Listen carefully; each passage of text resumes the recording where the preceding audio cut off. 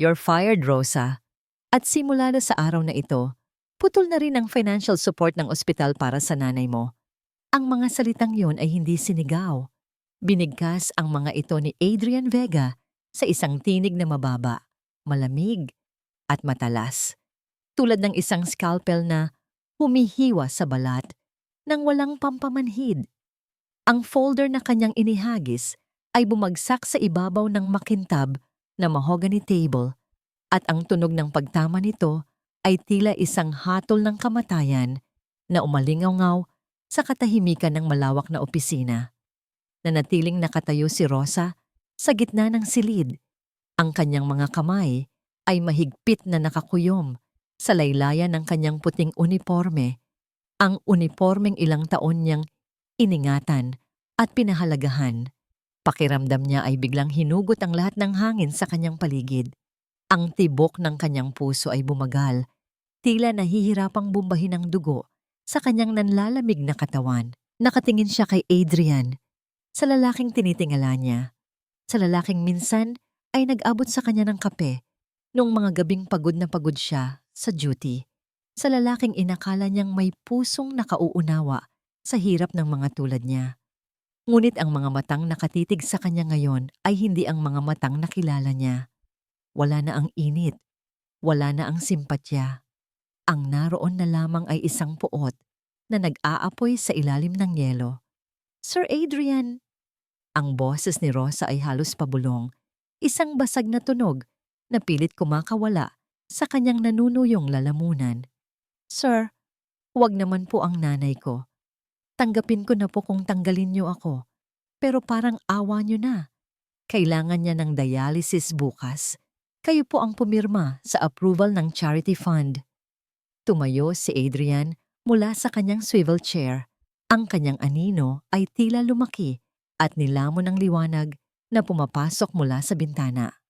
Lumapit siya kay Rosa at sa bawat hakbang niya ay parang umaatras ang pag-asa ng dalaga. Charity? Isang mapait na tawa ang kumawala sa mga labi ni Adrian. Ang lakas naman ng loob mong humingi ng awa sa akin matapos kong malaman ang totoo. Your father ruined my family, Rosa. He killed my mother. At ngayon, ang anak niya ay nagpapanggap na anghel sa ospital ko para ubusin ang pondo namin? Napakurap si Rosa. Ang mga salita ni Adrian ay parang wikang banyaga na hindi niya maunawaan. Ang kanyang ama, ang tatay niyang pumanaw na may dangal, ang tatay niyang laging nagsasabi sa kanya na maging tapat? Paanong naging mamamatay tao ito? Hindi po totoo yan. Nauutal na sagot ni Rosa. Ang kanyang mga tuhod ay nagsisimulang manginig sa bigat ng paratang. Mabuting tao ang tatay ko, sir. Wala siyang ginawang masama. Baka po may nagkamali lang. Hindi siya pinatapos ni Adrian. Kinuha nito ang isang litrato mula sa folder at idiniin ito sa harap ng mukha ni Rosa. Ito ay isang lumang news clipping tungkol sa isang botched surgery. 20 taon na ang nakararaan. Ang pangalan ng ama ni Rosa ay nakasalungguhit ng pulang tinta. Basahin mo, utos ni Adrian. Ang kanyang boses ay nanginginig sa pinipigil na galit. Huwag kang magmaang-maangan. Alam kong alam mo ito. Ginamit mo ang awa ko. Ginamit mo ang posisyon mo. At ang pinakamasakit, pinaniwala mo ako na iba ka sa kanila. Ang huling pangungusap ni Adrian ay may bahid ng sakit na hindi niya nagawang itago. Iyon ang mas tumarak sa puso ni Rosa kaysa sa galit nito. Nakita niya ang isang sugat sa mga mata ni Adrian, isang sugat na ngayon ay dumudugo dahil sa paniniwalang niloko siya. Gustong magpaliwanag ni Rosa, gustong isigaw na wala siyang alam, na biktima rin siya ng nakaraan. Ngunit ang kanyang dila ay tila napuril ng takot at pagkabigla. Bago pa man makasagot si Rosa, bumukas ang pinto ng opisina. Pumasok si Dr. Valdez, ang medical director, na may suot na pamilyar na ngiti, isang ngangiting hindi umaabot sa kanyang mga mata. Ang presensya ng matandang doktor ay nagpadagdag lamang sa bigat ng hangin sa loob ng silid. Adrian, hiho, tama na yan. Malumanay na sabi ni Dr. Valdez, Bagamat ang kanyang mga mata ay matalas na nakatusok kay Rosa. Huwag mong dungisan ang mga kamay mo. Let security handle this. Masyado na tayong naperwisyo ng pamilyang ito. Tumingin si Rosa kay Dr. Valdez, umaasang ipagtatanggol siya nito. Si Dr. Valdez ang nag-endorso sa kanya bilang head nurse ng ward. Siya ang laging nagsasabi na si Rosa ay huwaran. Ngunit ngayon, ang tingin ng doktor ay puno ng pandidiri, para bang si Rosa ay isang sakit na kailangang alisin sa sistema ng ospital. Dr. Valdez, tawag ni Rosa. Ang kanyang mga mata ay nagsimula nang mangilid ang luha. Ibigay mo ang ID mo, Miss Molina. Malamig na utos ni Dr. Valdez. Inilahad ang kanyang palad. You are stripped of your license to practice inside this institution, effective immediately. Dahan-dahang inalis ni Rosa ang kanyang ID clip. Ang bawat galaw ay mabigat. Tila may kadenang nakapulupot sa kanyang mga braso. Ang ID na yon ay hindi lamang basta plastic. Iyon ang kanyang dangal, ang bunga ng ilang taong pag-aaral habang nagtitinda ng sampagita, ang simbolo na nakahon siya sa kahirapan. Nang ilapag niya ito sa mesa, pakiramdam niya ay iniwan niya roon ang kalahati ng kanyang pagkatao. Tumalikod si Adrian at humarap sa bintana. Tila ayaw na niyang makita pa ang pagmumukha ni Rosa. Ang likod ng binata ay tila naging isang pader na gawa sa bato. Malamig, matigas, at hindi na muling matitibag ng anumang pakiusap. Sa sandaling iyon, naramdaman ni Rosa na hindi lang trabaho ang nawala sa kanya. Kasabay ng pagtalikod ni Adrian ay ang pagtalikod din ng isang kinabukasan na minsang pinangarap ni Rosa, isang kinabukasan kung saan hindi siya huhusgahan base sa kasalanang hindi naman niya ginawa. Ang lalaking minahal niya ng palihim, ang lalaking naging inspirasyon niya sa bawat nakapapagod na duty, ay siya ring nagtulak sa kanya sa bangin ng kawalan. Umalis na tayo, Miss Molina. Huwag na tayong gumawa ng eksena. Ang mariing bulong ni Dr. Valdez sabay hawak sa siko ni Rosa. Ang hawak na yon ay mahigpit. Halos bumaon ang mga kuko ng matanda sa kanyang balat. Tila nagmamadali itong alisin ang isang dumi sa loob ng opisina. Walang nagawa si Rosa kundi ang humakbang. Ang bawat tapak ng kanyang sapatos sa makintab na sahig ay pakiramdam niya'y kilo-kilong tingga ang bigat. Paglabas nila ng pinto, sinalubong siya ng pamilyar na amoy ng ospital, ang pinaghalong amoy ng gamot, alkohol at takot ng mga pasyente. Dati, ang amoy na ito ay nagbibigay sa kanya ng lakas dahil alam niyang may magagawa siya para makatulong. Pero ngayon, para itong usok na sumasakal sa kanya. Napansin ni Rosa ang pagtingin ng mga kapwa niya nurse at staff sa hallway. Ang mga matang dati ay bumabati sa kanya ng may ngiti, ay ngayon puno na ng pagdududa at bulungan. Mabilis na kumalat ang balita. Tila apoy na tumupok sa kanyang reputasyon sa loob lamang ng ilang minuto. Yumuko na lamang si Rosa. Pilit itinatago ang pamumula ng kanyang mga mata at ang panginginig ng kanyang mga labi. Gusto niyang maglaho. Gusto niyang lamunin na siya ng lupa sa sandaling iyon. Ang kahihiyan ay parang kumukulong tubig na ibinuhos sa kanyang pagkatao. Nang makarating sila sa lobby, binitawan siya ni Dr. Valdez na parang isang basahan. Huwag ka nang babalik dito, Rosa. Babala ng doktor. Ang boses nito ay puno ng mapagkunwaring awa. Para sa ikabubuti ng lahat, at lalo na ng nanay mo, lumayo ka na lang. At huwag na huwag mong susubukang lumapit ulit kay Adrian. Tinalikuran siya ni Dr. Valdez at naglakad pabalik sa loob. Iniwan si Rosa na nakatayo sa tapat ng automatic sliding doors. Unti-unting sumara ang pinto at kasabay noon ay ang paglaho ng malamig na hangin mula sa aircon. Sinalubong si Rosa ng maalinsangan at maalikabok na hangin ng Maynila. Ang init ng araw ay tumama sa kanyang balat.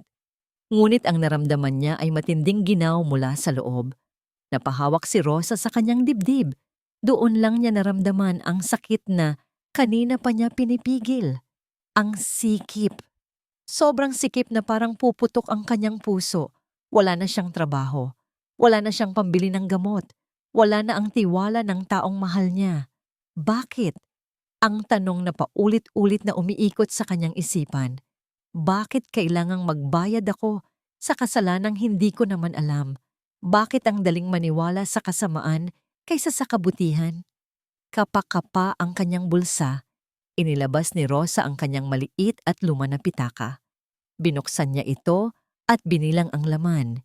Ilang barya at 2 gusot na papel na pera. Kulang pa ito para sa pamasahe pauwi at pambili ng kahit kalahating kilong bigas. Paano na ang gamot ng nanay niya? Paano na ang dialysis bukas? Napatingin siya sa langit na unti-unting dumidilim. Ang mga ulap ay nagbabadya ng isang malakas na ulan.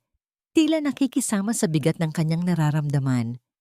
Sa gitna ng ingay ng mga busina ng jeep at sigaw ng mga barker, naramdaman ni Rosa ang pagiging nag-iisa. Sa lungsod na ito kung saan ang lahat ay nagmamadali, walang huminto para tanungin kung ayos lang ba siya. Walang pumansin sa luhang tahimik na pumatak sa kanyang pisngi. Biglang naramdaman ni Rosa ang sunod-sunod na pag-ugong ng kanyang telepono sa bulsa ng palda. Mabilis niya itong kinuha, ang kamay niya ay nanginginig sa kaba. Ang pangalan ng kanilang kapitbahay na si Aling Nena ang nasa screen. Hindi pa man niya nasasagot, alam na ni Rosa na hindi ito magandang balita. Ang kanyang puso ay kumabog ng mabilis, tila gustong kumawala sa kanyang dibdib. Pinindot niya ang answer button at itinapat ang telepono sa kanyang tainga. Rosa, nasaan ka na? Ang boses ni Aling Nena ay garalgal at puno ng takot. Ang nanay mo, hindi na siya makahinga. Namumutla na siya, Rosa. Kailangan na niya ng gamot ngayon din. Isusugod na sana namin, pero ayaw niya. Hinihintay ka daw niya. Rosa, bilisan mo. Ang mundo ni Rosa ay biglang huminto. Ang ingay ng kalsada ay nawala at napalitan ng isang nakabibinging katahimikan. Ang imahe ng kanyang ina na naghihirap sa kanilang masikip na kwarto ay gumuhit sa kanyang isipan. Ang ina na nagtinda ng gulay, maaga pa lang makapagtapos siya. Ang ina na tiniis ang sakit para lang hindi siya mag-alala. Ma, usal ni Rosa. Ang luha ay tuluyan nang bumuhos na parang ulan. Tiningnan niya ulit ang barya sa kanyang palad. Ito lang ang meron siya. Ito lang. Wala nang iba. Sa sandaling iyon, ang desperasyon ay naging isang pisikal na sakit na bumaluktot sa kanyang sikmura. Kailangan niyang umuwi. Kailangan niyang gumawa ng paraan. Kahit na lumuhod siya sa putikan, kahit na mamalimos siya sa daan, ililigtas niya ang kanyang ina. Dahil sa mundong ito na tinalikuran na siya ng lahat, ang nanay niya na lang ang natitirang kakampi niya. At kung mawawala pa ito, hindi na alam ni Rosa kung paano pa siya makakahinga. Ang init ng sementadong kalsada ay tumatagos sa manipis na suwelas ng sapatos ni Rosa habang siya ay tumatakbo. Ang bawat hakbang ay mabigat. Tila hinihila siya ng lupa pabalik. Ngunit ang takot na mawalan ng ina ang nagtutulak sa kanya upang suungin ang mausok at maingay na lansangan ng Quezon City. Sa gitna ng kanyang pagmamadali, ang kanyang isipan ay hindi mapigilang maglakbay pabalik sa isang panahon na tila napakalayo na, kahit na 3 buwan pa lamang ang nakalilipas. Bumalik sa kanyang gunita ang imahe ng isang tahimik na gabi sa ospital.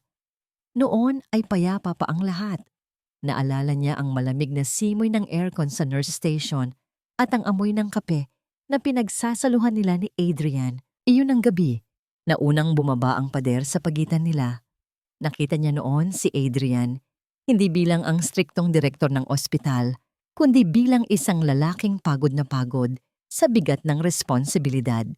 Nakadukdok ang ulo nito sa mesa, napapaligiran ng mga dokumento, at ang kanyang kurbata ay maluwag na nakasabit sa leeg. Dahan-dahan lumapit noon si Rosa, bit-bit ang isang tasang umuusok na kape. Nang ilapag niya ito, nag-angat ng tingin si Adrian. Ang mga mata nito, na karaniwang matalas at mapanuri, ay puno ng pagod at lungkot. "You should go home, sir," ang malambing na sabi ni Rosa noon. Ang boses niya ay puno ng pag-aalaga. Kahit ang makina, nagpapahinga. Tipid na ngumiti si Adrian. Iyon ang unang beses na nakita niyang ngumiti ito ng totoo. "I can't, Rosa. Maraming umaasa sa akin. Ayokong matulad ang pamamalakad ko sa iba na pabaya." Sa hindi inaasahang pagkakataon, habang nag-uusap sila tungkol sa maliliit na bagay, sa paborito niyang ulam, sa pangarap niyang magtayo ng maliit na bakery, unti-unting bumagsak ang talukap ng mga mata ni Adrian. At sa isang iglap na hanggang ngayon ay nagpapakilig at nagpapakirot sa puso ni Rosa, kusa itong sumandal sa kanyang balikat. Nanigas si Rosa sa kanyang kinatatayuan. Amoy niya ang mamahaling pabango nito na humalo sa amoy ng gamot ng ospital. Naramdaman niya ang init ng hininga nito sa kanyang leeg at ang bigat ng ulo nito sa kanyang balikat. Sa sandaling iyon, naramdaman ni Rosa na siya ay mahalaga, na siya ang pahingahan ng isang taong pasan ang mundo. Hindi siya gumalaw. Nang halos isang oras, hinayaan niyang mangalay ang kanyang balikat, huwag lang magising ang lalaking lihim niyang minamahal. Ngunit ang alaalang iyon ay biglang nabasag nang marinig ni Rosa ang malakas na busina ng isang daip na muntik na siyang mahagip. Nabalik siya sa kasalukuyan, sa maalikabok na kalsada, sa gutom na kumukalam sa kanyang sikmura, at sa katotohanang ang lalaking sumandal sa kanya noon ay siya ring tumulak sa kanya sa bangin ngayon. Huminto si Rosa sa tapat ng bahay ng kanyang kaibigang si Tessie. Humihingal. Kumatok siya ng mabilis sa gate na gawa sa yero. Alam niyang may naitatabi si Tessie at ito na lang ang pag-asa niya. "Tessie! Tessie! Parang awa mo na!" Tawag ni Rosa. Ang boses ay basag at nanginginig. Bumukas ang maliit na bintana ng bahay. Dumungaw si Tessie, ngunit hindi ang pamilyar na ngiti ang sumalubong kay Rosa. Sa halip, isang tinging puno ng pag-iwas at awa ang nakita niya. "Rosa, narinig ko ang nangyari," sabi ni Tessie sa mahinang boses. Lumingalinga muna ito sa paligid bago nagpatuloy. "Pasensya na. Wala akong maibibigay. Gipit din kami." "Kahit magkano lang, Tessie. Panggamot lang ni nanay. Babayaran kita. Pangako. Maghahanap ako ng ibang trabaho bukas na bukas din." Pagmamakaawa ni Rosa. Halos lumuhod na siya sa semento. Umiling si Tessie at dahan-dahang isinara ang bintana. Ngunit bago ito tuluyang sumara, narinig ni Rosa ang masakit na katotohanan. "Rosa, pasensya na. Kumalat na kasi sa grupo. Sabi nila, delikado raw kayong pamilya.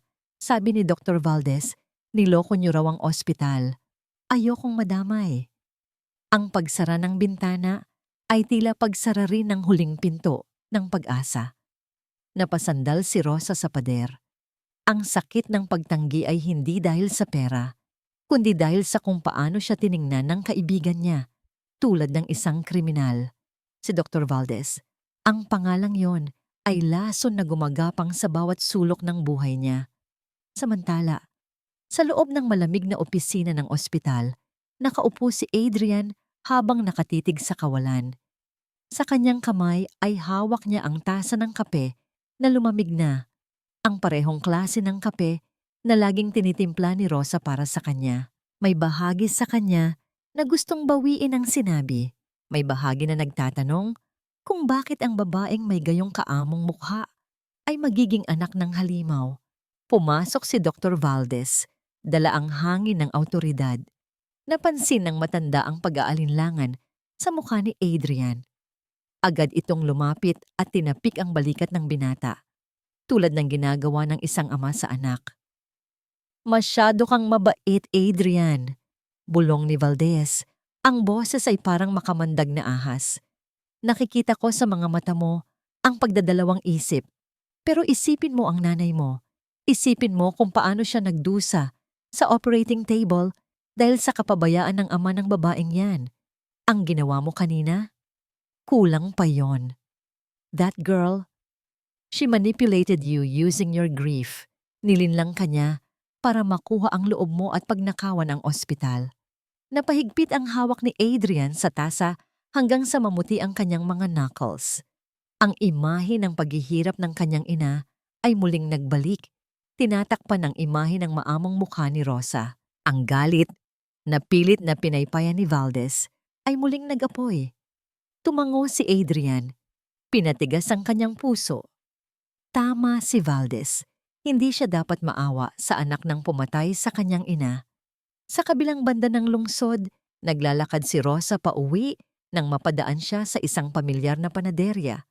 Ang amoy ng bagong lutong tinapay at matamis na ensaymada ay humalo sa hangin at sa isang iglap, kumulo ang kanyang tiyan sa gutom. Hindi pa siya kumakain simula kaninang umaga. Napahinto siya at tumingin sa estante ng salamin. Nakita niya ang malambot na ensaymada na puno ng keso at asukal. Muli, isang alaala ang sumulpot. Naalala niya noong isang beses na inabutan siya ni Adrian ng ensaymada bago ito umuwi. "You look pale, Rosa," sabi ni Adrian noon. Ang boses ay puno ng pag-aalala. "Kainin mo to. Masarap yan. Para may laman ang tiyan mo habang nag-aalaga ka ng iba." Napangiti si Rosa ng mapait habang nakatingin sa tinapay. Ang ensaymada na simbolo noon ng pagmamalasakit ay simbolo na ngayon ng kanyang kahirapan. Kinapa niya ang kanyang bulsa. Walang laman. Kahit ang pinakamurang tinapay ay hindi niya kayang bilhin. Tinalikuran niya ang panaderya. Nilulunok na lamang ang laway at ang kanyang pride. Ang gutom ng tiyan ay kaya niyang tiisin, pero ang gutom sa katarungan at awa ay unti-unting pumapatay sa kanya.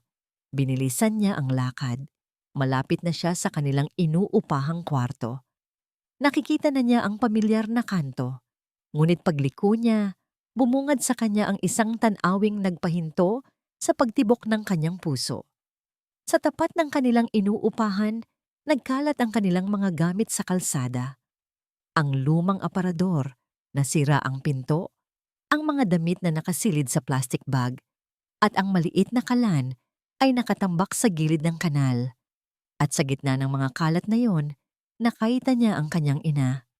Si Nanay Lita ay nakahiga sa isang manipis na banig sa semento, nanginginig at namumutla.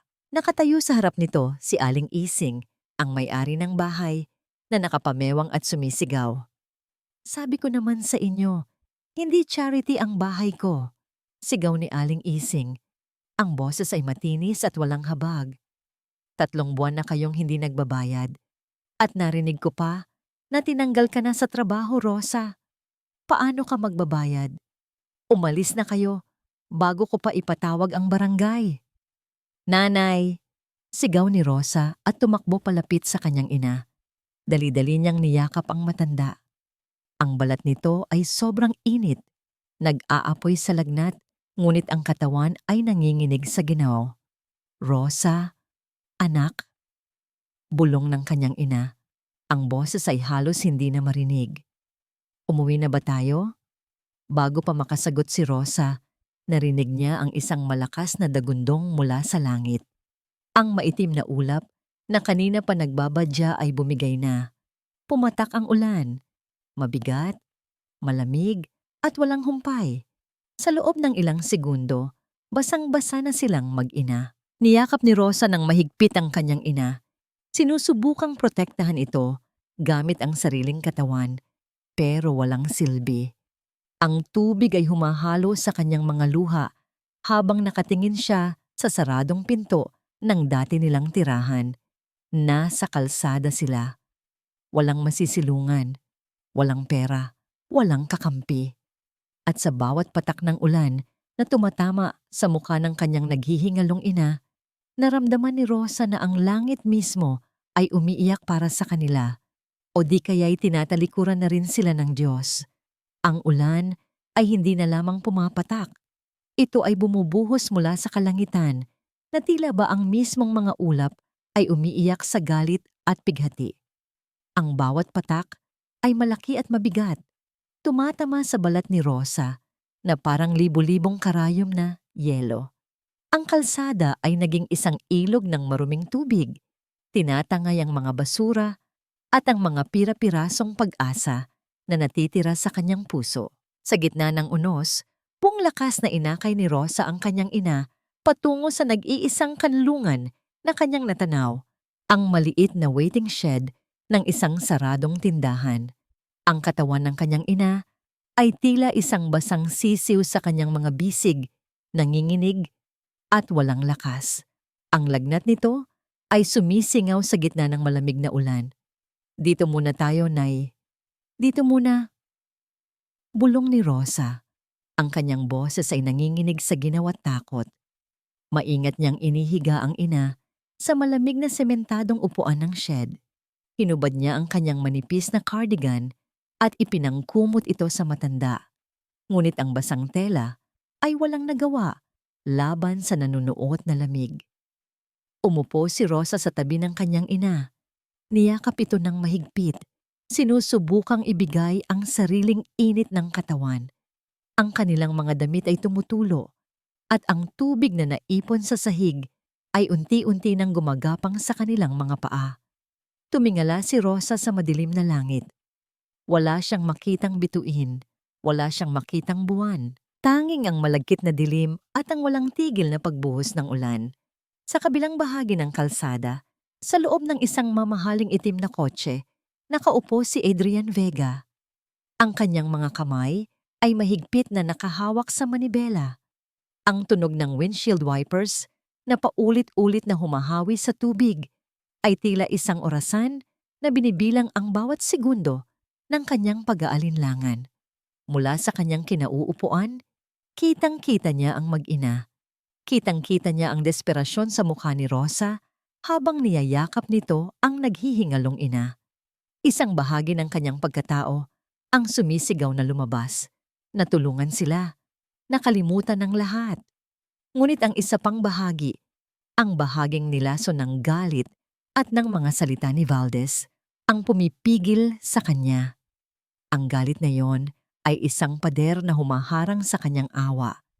Pinikit niya ang kanyang mga mata, pilit na iwinawaksi ang tanawin at pinatigas ang kanyang puso. "Nay, Nay, gising." Mahinang yugyog ni Rosa sa kanyang ina. "Huwag kang bibitaw, Nay. Parating na ang tulong." Ang mga salitang iyon ay kasinungalingan at alam ito ni Rosa. Ngunit iyon na lamang ang tanging salitang kaya niyang bigkasin, isang pilit na panalangin na isinisigaw niya sa hangin, umaasang may makarinig. Dahan-dahang iminulat ni Nanay Lita ang kanyang mga mata. Ang dating maniningning na mga matang iyon ay malabo na at halos wala ng liwanag. Ngunit sa kabila ng hirap, pilit itong ngumiti nang makita ang nag-aalalang mukha ng kanyang anak. Ang kanyang kamay, na butot balat na at nangingitim sa lamig, ay marahang itinaas at hinaplos ang basang pisngi ni Rosa. Ang haplos na yon ay mas mainit pa kaysa sa apoy, puno ng pagmamahal na kayang painitin ang anumang ginaw. "Anak." Ang boses ni Nanay Lita ay isang bulong, mas mahina pa sa patak ng ulan. "Ang ganda mo, kahit basang-basa ka." Humigpit ang pagkakayakap ni Rosa. Ang kanyang mga luha ay humahalo na sa tubig ulan na dumadaloy sa kanilang mga mukha. "Nay, huwag kang magsalita. Mag-ipon ka ng lakas." Umiling si Nanay Lita, at sa pag-iling na yon ay may pumatak na luha mula sa gilid ng kanyang mata. "Pakinggan mo ako, Rosa. Alam kong masakit ang ginawa nila sa'yo. Nakikita ko ang galit sa mga mata mo. Pero pakinggan mo ang huling habilin ni Nanay." Huminga ito ng malalim. Tila kinukuha ang lahat ng natitirang lakas sa kanyang katawan. Huwag kang magtatanim ng galit. Ang galit, lason yan sa kaluluwa. Masusunog ka lang. Pangako mo sa akin, anak." Hindi makasagot si Rosa. Paano siya mangangako na hindi magagalit kung ang mga taong may kasalanan ay natutulog ngayon sa malambot na kama habang ang kanyang ina ay namamatay sa semento. Pangako. Pilit na ulit ni Nanay Lita, ang kanyang hininga ay paputol-putol na. Sa huli, tumango na lamang si Rosa habang kinakagat ang labi upang pigilan ang isang malakas na hikbi. Opo, Nay. Pangako. Isang payapang nangiti ang gumuhit sa mga labi ni Nanay Lita. Tumingin ito sa madilim na langit na tila may nakikitang liwanag na si Rosa lamang ang hindi nakikita. Pagkatapos, dahan-dahan itong bumuntong hininga, isang mahaba at huling hininga, at kasabay ng pagkawala ng hanging iyon ay ang pagbigat ng kanyang katawan sa mga bisig ni Rosa. Ang init ng kanyang balat ay unti-unting napalitan ng lamig ng ulan. Ang mga matang nakatitig sa kawalan ay nawalan na ng buhay. Nay? Tawag ni Rosa. Ang kanyang boses ay isang mahinang tanong. Nay, gising niya na. Tama na ang biro. Nay. Nyugyog niya ang katawan ng ina. Unay marahan. Pagkatapos ay papalakas ng papalakas. Ngunit wala nang sagot. Tanging ang walang buhay na bigat ng katawan na nakasandal sa kanya.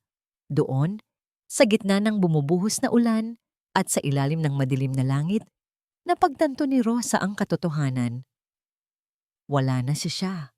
Ang kanyang ilaw, ang kanyang lakas, ang kanyang nag-iisang pamilya ay wala na. Isang malakas na kulog ang yumanig sa buong paligid at kasabay ng dagundong na yon ay ang pagsigaw ni Rosa. Isang sigaw na walang boses, isang sigaw na nagmula sa kaibuturan ng kanyang kaluluwa, isang sigaw ng sakit na hindi kayang ilarawan ng kahit anong salita. Ngunit ang sigaw na yon ay nilamon ng ingay ng ulan at ng kulog. Walang nakarinig. Sa loob ng kotse, nakita ni Adrian ang lahat. Nakita niya ang pagyugyog ni Rosa sa ina nito. Nakita niya ang sandali nang tumigil ito at niyakap ang walang buhay na katawan. Nakita niya ang pagbagsak ng mga balikat nito at ang pagbukas ng bibig nito sa isang tahimik na sigaw. Naramdaman niya ang sakit. Naramdaman niya ang bigat. Ang kanyang kamay ay kusang gumalaw patungo sa door handle. Ngunit bago pa niya ito mabuksan, muling umalingaw-ngaw sa kanyang isipan ang mga salita ni Valdez. Isipin mo ang nanay mo. Napahigpit ang kanyang hawak sa manibela. Pinikit niya ang kanyang mga mata. Hindi. Hindi siya dapat maawa. Ito ang hustisya. Ito ang kabayaran. Sa huling pagkakataon, iminulat niya ang kanyang mga mata at tiningnan ang kaawa-awang tanawin. Pagkatapos, ipinihit niya ang susi. Umugong ang makina ng kotse. At sa ilalim ng walang awang ulan, dahan-dahan niyang pinaandar ang sasakyan palayo. Iniwan ang isang babaeng gumuho na ang mundo. Nakatulala si Rosa. Niyayakap pa rin niya ang kanyang ina. Marahang inaalog ito. Tila umaasang isa lamang itong masamang panaginip. Dahan-dahan, kinuha niya ang kamay ng ina at hinubad mula sa manipis nitong pulso ang isang luma at murang bracelet na gawa sa maliliit na butil ng kahoy. Iyon ang paborito nitong alahas. Bigay pa ng kanyang ama. Isinuot ito ni Rosa sa sarili niyang pulso. Ang lamig ng kahoy ay dumampi sa kanyang balat. Isang paalala ng init na wala na. Ang lakas na kanina pa niya, pilit na kinukuha ay biglang nawala. Ang kanyang paningin ay nagsimulang manlabo. Ang ingay ng ulan ay unti-unting humina at naging isang malayong ugong. Ang bigat sa kanyang dibdib, ang gutom sa kanyang sikmura, at ang pagod sa kanyang katawan ay sabay-sabay na bumigay. Dahan-dahan, bumagsak ang kanyang ulo sa dibdib ng ina at ang buong paligid ay nagdilim. Nawalan siya ng malay. Sa gitna ng kadiliman at katahimikan, isang malamig na liwanag ang biglang sumindi. Ang screen ng luma niyang cellphone na nahulog sa tabi niya ay umilaw. Isang bagong mensahe ang dumating mula kay Adrian. Ang mga salita sa screen ay simple lang, ngunit sa sandaling iyon, ang mga ito ay mas matalas pa sa anumang patalim. Huwag ka nang magpapakita sa akin muli. Ang hangin sa punerarya ay mabigat at amoy kandila. Ang murang uri na mabilis maubos, tulad na lamang ng buhay ng mga taong hindi kayang bumili ng mas mahabang oras. Ang puting kabaong ni Nanay Lita ay simple lamang, walang bulaklak, walang palamuti. Tanging ang larawan niya noong dalaga pa siya, nakangiti at puno ng pangarap, ang nakalagay sa ibabaw nito. Iilan lamang ang nakipaglamay, si Aling Nena, at ilang kapitbahay na may ginintuang puso ang naroon, tahimik na nakiramay. Ngunit mas marami ang wala, ang mga dating kaibigan na biglang naglaho, natakot madawit sa pangalang dinungisan na ng tsismis at paratang. Si Rosa ay nakaupo sa isang sulok, nakatulala sa kabaong. Ang kanyang mga mata ay tuyo na. Tila naubos na ang lahat ng luha sa kanyang katawan at ang natira na lamang ay isang malawak na disyerto ng pamamanhid. Hindi niya halos naririnig ang mga pabulong na dasal o ang mga salita ng pakikiramay. Ang kanyang isipan ay blangko, isang puting pader kung saan paulit-ulit na ipinapalabas ang huling sandali ng kanyang ina. Ang nanginginig na kamay, ang payapang nangiti, ang huling hininga sa gitna ng malamig na ulan. Kinabukasan, sa araw ng libing, habang buhat-buhat ng iilang kalalakihan ang kabaong, isang delivery van mula sa isang mamahaling flower shop ang huminto sa tapat ng punerarya. Isang malaking korona ng puting mga rosas at lilis ang ibinaba. Ang lahat ay nagtaka. Ang ganda at halimuyak ng mga bulaklak ay hindi nababagay sa simpleng libing na yon. May lumapit na isang delivery boy kay Rosa at iniabot ang isang maliit na sobre. Nanginginig ang kamay ni Rosa habang binubuksan ito. Sa loob ay isang card na may nakasulat sa magandang calligraphy. Para sa isang mapayapang paglalakbay. Walang pangalan, ngunit hindi na kailangan ng pangalan. Kilala ni Rosa ang amoy ng pabango na bahagyang kumapit sa papel ng card. Ito ang amoy ng opisina ni Dr. Valdez. Sa sandaling iyon, ang pamamanhid na bumabalot sa puso ni Rosa ay biglang nabiyak. Isang apoy ang biglang sumiklab sa loob niya. Hindi mainit na galit, kundi isang malamig at nakapapasong apoy ng pagkamuhi. Ang korona ay hindi pakikiramay. Ito ay isang insulto, isang mensahe na nagsasabing, nanalo ako, wala ka ng laban. Tiningnan ni Rosa ang magagarang bulaklak. Ang bawat talulot ay tila isang pangungutya sa kahirapan at pagkamatay ng kanyang ina. Pagkatapos ng libing, bumalik si Rosa sa kanilang kwarto. Pinagbigyan siya ni Aling Ising na manatili roon ng isang araw para lamang kunin ang natitirang gamit. Ang silid ay masikip at madilim, ngunit ngayon, ang pakiramdam ay mas maluwag dahil sa isang presensyang wala na. Amoy pa rin niya ang gamot ng kanyang ina, ang amoy ng liniment na laging pinapahid nito sa masakit na likod. Naupo si Rosa sa sahig at kinain ang isang piraso ng pandesal na bigay ni Aling Nena. Matigas na ito at malamig, ngunit pilit niya itong nanginuya at nilunok. Kailangan niya ng lakas. Ang pangako niya sa ina na hindi siya magtatanim ng galit ay tila isang malayong pangarap. Ngunit ang pangako niya sa sarili na mabubuhay siya para sa alaala ng kanyang mga magulang ay kailangan niyang tuparin. Sinimulan niyang magligpit. Inilagay niya sa isang malaking plastic bag ang mga damit nila, ang mga lumang kaldero, ang iilang plato. Ang bawat bagay ay may kaakibat na alaala. Ang bawat alaala ay isang maliit na patalim na tumutusok sa kanyang puso. Nang halos tapos na siya, napansin niya ang isang bagay sa ilalim ng papag. Ang luma at kulay tsokolating maleta ng kanyang ama. Ito ang nag-iisang bagay na hindi ipinagagalaw ng kanyang ina. Laging sinasabi nito, "Huwag mong bubuksan yan, anak. Mga lumang alaala lang yan ng tatay mo." Hinila ni Rosa ang maleta.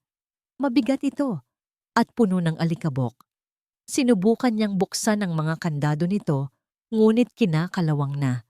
Akmang isusuko na niya nang mapansin niya ang isang punit sa gilid ng panloob na tela. malapit sa tahi. Dahil sa kuryosidad, sinundot niya ito ng kanyang daliri. May naramdaman siyang matigas sa loob, isang bagay na nakatago sa pagitan ng kahoy na balangkas at ng manipis na lining ng maleta. Dahan-dahan, gamit ang lakas ng kanyang mga daliri, pinunit niya ng mas malaki ang tela.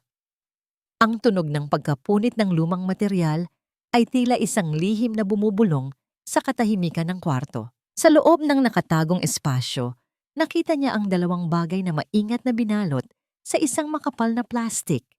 Isang maliit na cassette tape at isang manipis na kwaderno na naninilaw na ang mga pahina. Napakunot ang noo ni Rosa. Ang kwaderno ay pamilyar. Ito ang lumang journal ng kanyang ama. Ang journal kung saan ito isinusulat ang mga medical notes at minsan, ang mga personal na saloobin. Ngunit ang cassette tape ay misteryoso. Wala silang cassette player. Sa pagkakaalam niya, matagal nang itinapon ng kanyang ina ang lahat ng luma nilang gamit. Kinuha niya ang mga ito. Ang plastik na bumabalot ay malutong na sa kalumaan. Inalis niya ito ng maingat. Ang amoy ng papel at plastik na matagal na naitago ay kumalat sa hangin. Naupo siya sa sahig, isinandal ang likod sa malamig na pader at binuklat ang journal. Ang sulat kamay ng kanyang ama ay naroon pa rin. Bahagyang nakakiling, ngunit malinis at madaling basahin. Ito ang sulat ng isang taong matalino at maingat. Karamihan sa mga nakasulat ay mga technical terms, mga dosage ng gamot, mga obserbasyon sa pasyente. Ngunit habang papalapit siya sa mga huling pahina, ang mga petsa ay tumugma sa taon ng pagkamatay ng ina ni Adrian. At doon, nagbago ang tono ng pagsusulat. Naging magulo ang mga letra, tila isinulat ng isang kamay na nanginginig sa takot o galit. May mga salitang binura, may mga pangungusap na hindi natapos, at sa gitna ng mga medical jargons, isang pangalan ang paulit-ulit na nabanggit, isinulat ng may diin, at minsan ay may bilog pa sa paligid. Valdez. Pinilit niya ako. Basa ni Rosa sa isang entry. Sabi niya, para kay Lita, para sa operasyon niya. Diyos ko, patawarin mo ako. Ipinagpalit ko ang aking dangal para sa buhay ng aking asawa.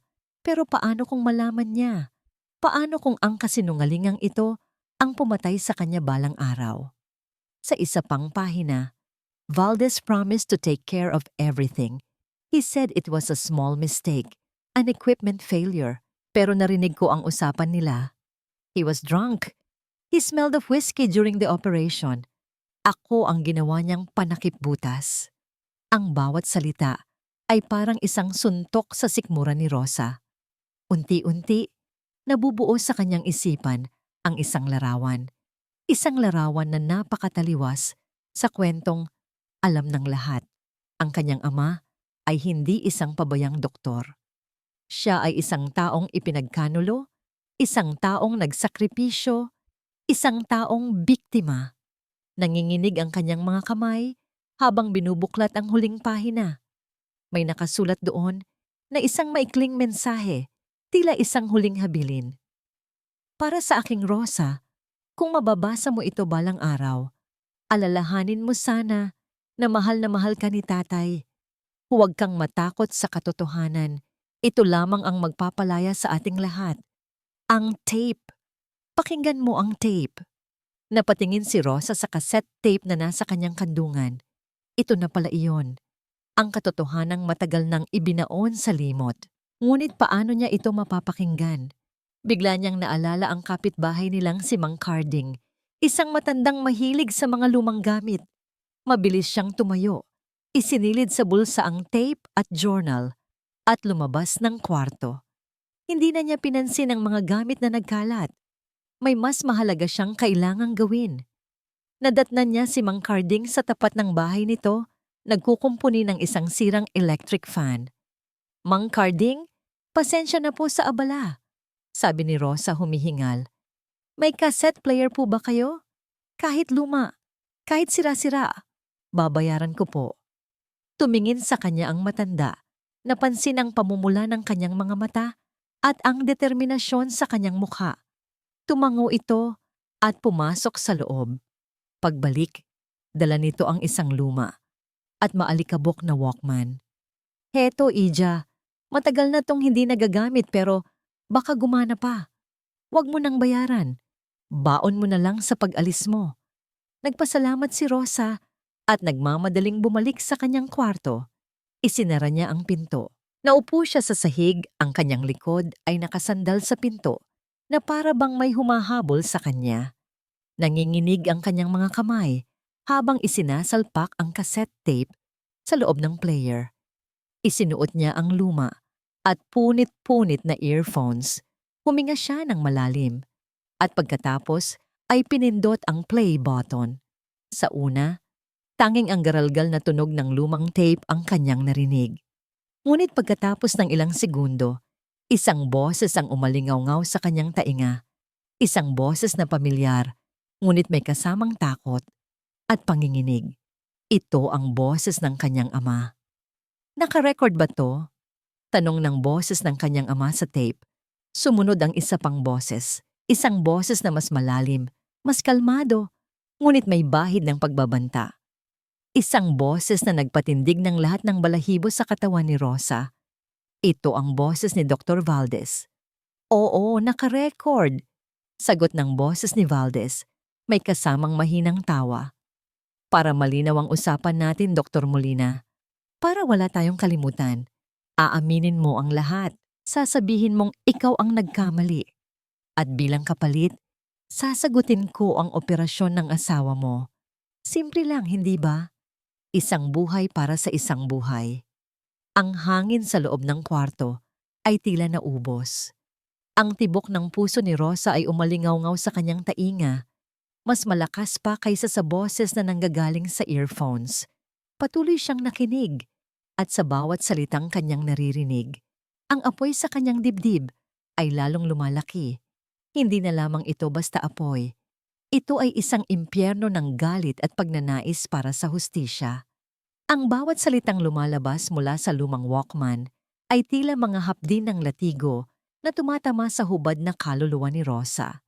Ang boses ni Dr. Valdez, na dati ay itinuturing niyang isang kagalang-galang na figura, ay ngayon ay parang kalansing ng ginto na puno ng lason. Sa loob ng maliit at madilim na silid, kung saan ang tanging liwanag ay ang malamig na sinag ng buwan na tumatagos sa siwang ng bintana, nalaman ni Rosa ang katotohanang matagal nang ipinagkait sa kanya. Ang kanyang ama ay hindi pumatay dahil sa kapabayaan. Siya ay pinatay ng isang sistemang binuo ng kasinungalingan upang iligtas ang dangal ng isang taong mas makapangyarihan. Nanginginig ang mga kamay ni Rosa habang hinahawakan ng earphone. Ang bawat buntong hininga ng kanyang ama sa tape, ang bawat pag-aalinlangan sa tinig nito, ay nagpapadugo sa kanyang puso. Naisip niya ang kanyang ina. Naisip niya ang lahat ng gabing nagtiis sila sa gutom, ang lahat ng pangungutya na tinanggap nila bilang pamilya ng isang mamamatay tao. Ang lahat ng iyon ay para lamang sa isang operasyong hindi rin naman nakapagligtas sa kanyang ina sa huli. Nang matapos ang tape, binalot ng isang nakabibinging katahimikan ng silid. Hindi na umiiyak si Rosa. Ang kanyang mga luha ay natuyo na ng puot at ang natira na lamang ay isang malinaw at matalim na desisyon. Hindi na siya ang yuyuko. Hindi na siya ang hihingi ng paumanhin para sa isang bagay na hindi naman niya ginawa. Tumayo siya at lumapit sa maliit na salamin na nakasabit sa dingding. Ang kanyang mukha ay maputla. Ang kanyang mga mata ay may maitim na anino ng pagod at pighati. Ngunit sa ilalim ng lahat ng iyon, may isang bagong ningning na nagmumula sa kaibuturan ng kanyang pagkatao. Kinuha niya ang isang lumang lipstick mula sa kanyang bag, isang kulay pula na hindi niya kailanman ginagamit dahil pakiramdam niya ay masyadong magarbo ito para sa isang simpleng yars tulad niya. Ito ang lipstick na paborito ng kanyang ina, na laging sinasabi nito na ang kulay na ito ay sumisimbolo sa tapang ng isang babae. Dahan-dahan, sa harap ng salamin, ipinahid niya ito sa kanyang mga labi. Ang bawat haplos ng kulay ay tila isang panata. Ito ang kanyang baluti. Ito ang kanyang paghahanda para sa pakikipagdigma na hindi gagamitan ng dahas, kundi ng katotohanan. Pagkatapos, kinuha niya ang journal ng kanyang ama at ang cassette tapes mo, inilagay ang mga ito sa loob ng kanyang lumang bag at lumabas ng silid nang hindi lumilingon sa likod. Kinabukasan, ang langit ay malinaw. Tila ba ang bagyo kagabi ay isang masamang panaginip lamang. Nagtungo si Rosa sa ospital, ang lugar na naging saksi sa kanyang mga pangarap at sa kanyang paghina. Ngunit sa pagkakataong ito, hindi siya papasok bilang isang empleyadong nakayuko. Nag-abang siya sa parking lot kung saan alam niyang dadaan ang kotse ni Adrian. Hindi nagtagal, dumating ang itim na sasakyan ni Adrian. Nang bumaba ang binata, tila tumigil ang mundo para kay Rosa. Nakasuot ito ng mamahaling suit, mukhang matikas at makapangyarihan, ngunit ang mga mata nito ay nananatiling malamig at walang pakiramdam. Nang mapansin ni Adrian si Rosa, huminto ito.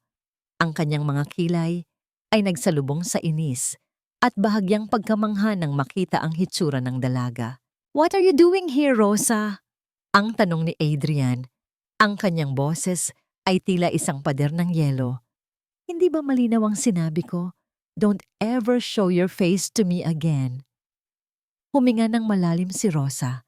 Naramdaman niya ang panginginig ng kanyang mga tuhod, ngunit pinatigas niya ang kanyang paninindigan. "I'm not here to beg for my job, Adrian. At lalong hindi ako nandito para humingi ng pera." Isang mapait na tawa ang kumawala sa mga labi ni Adrian. "Then what? Settlement? Kung iniisip mong makakakuha ka ng kahit anong simpatiya sa akin dahil sa nangyari sa nanay mo, nagkakamali ka. Business is business, Rosa. Your family owes mine a life." Lumapit si Rosa ng isang hakbang. Ang amoy ng pabango ni Adrian ay humalo sa hangin. Ang amoy na dati ay nagpapatibok ng kanyang puso sa kaba. Ngunit ngayon ay nagpapaalala lamang sa kanya ng kawalang katarungan. "Listen to me carefully, Adrian," ang mahinahong sabi ni Rosa. Bagaman ang bawat salita ay may bigat ng 1,000 bato, masyado kang nabulag ng galit mo kaya hindi mo na nakikita ang nasa harap mo. Pinaniniwala mo ang sarili mo na ang ama ko ang pumatay sa nanay mo. Pero tinanong mo ba ang sarili mo kung sino ang tunay na nakinabang sa pagbagsak ng tatay ko? "Stop it!" sigaw ni Adrian. Ang kanyang mga mata ay nanlilisik. "Huwag mong gagamitin ang pangalan ng nanay ko para sa mga kasinungalingan mo." "Hindi ito kasinungalingan," sagot ni Rosa. Sabay kuha sa maliit na voice recorder na kinalaman niya sa tape mula sa kanyang bag. Ito ang boses ng katotohanan na pilit mong tinatakasan. Inilahad ni Rosa ang kamay at inilapag ang recorder sa ibabaw ng hood ng kotse ni Adrian. Ang makintab na ibabaw ng sasakyan ay nagpakita ng refleksyon ng kanilang mga mukha. Isang lalaking puno ng pag-aalinlangan at isang babaeng puno ng paninindigan. "Ngayon, Adrian, pakinggan mo ito," ang sabi ni Rosa.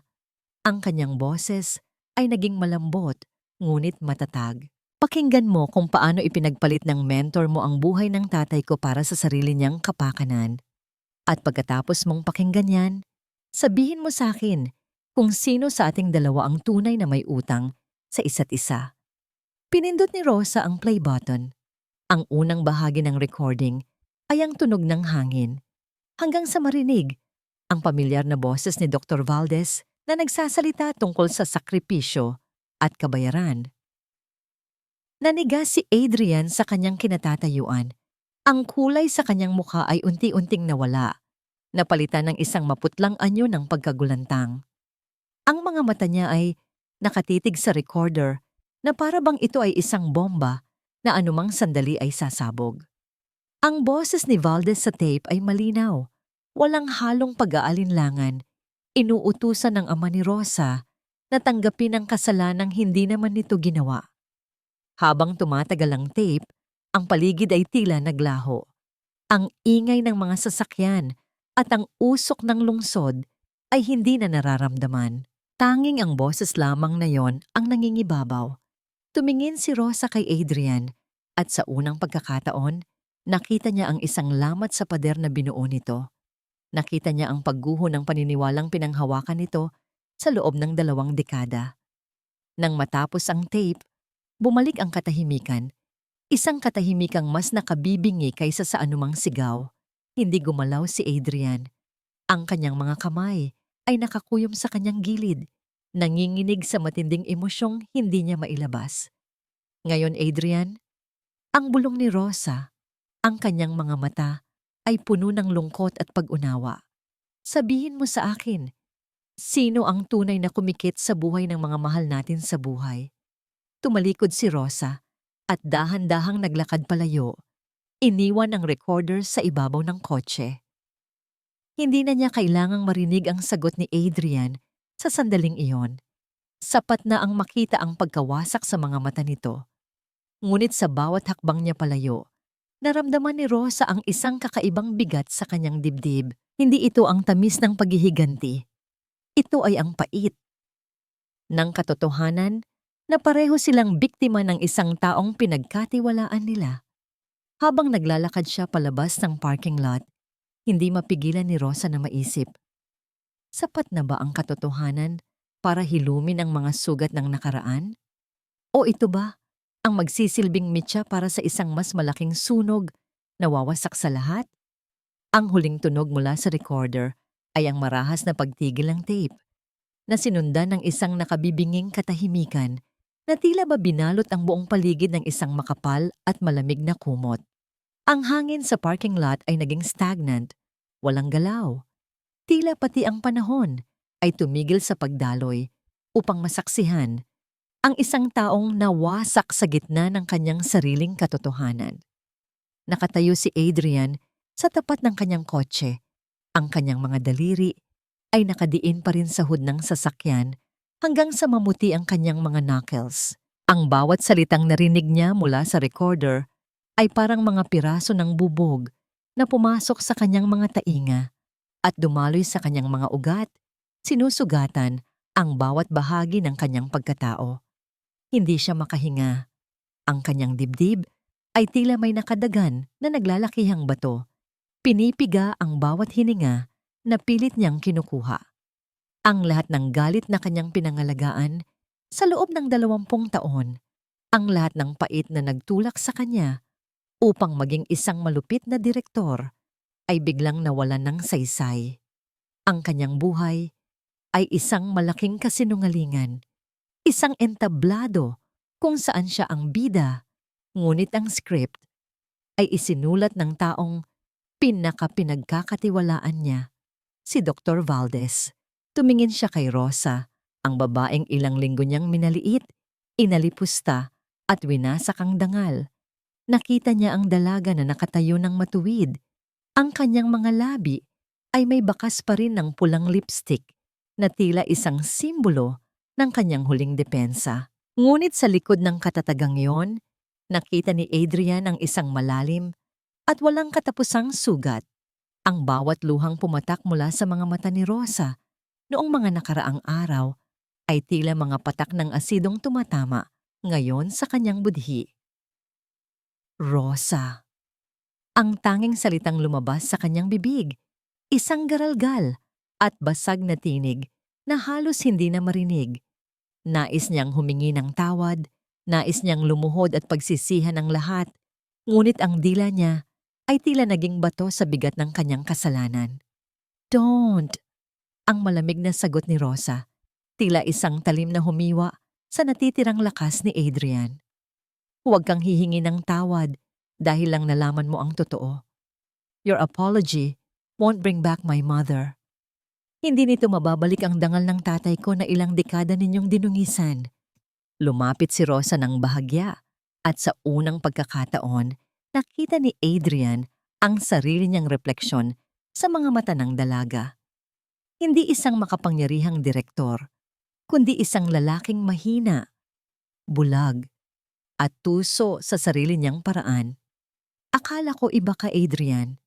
Ang bulong ni Rosa, ang boses ay puno ng pait na humalo sa lumbay.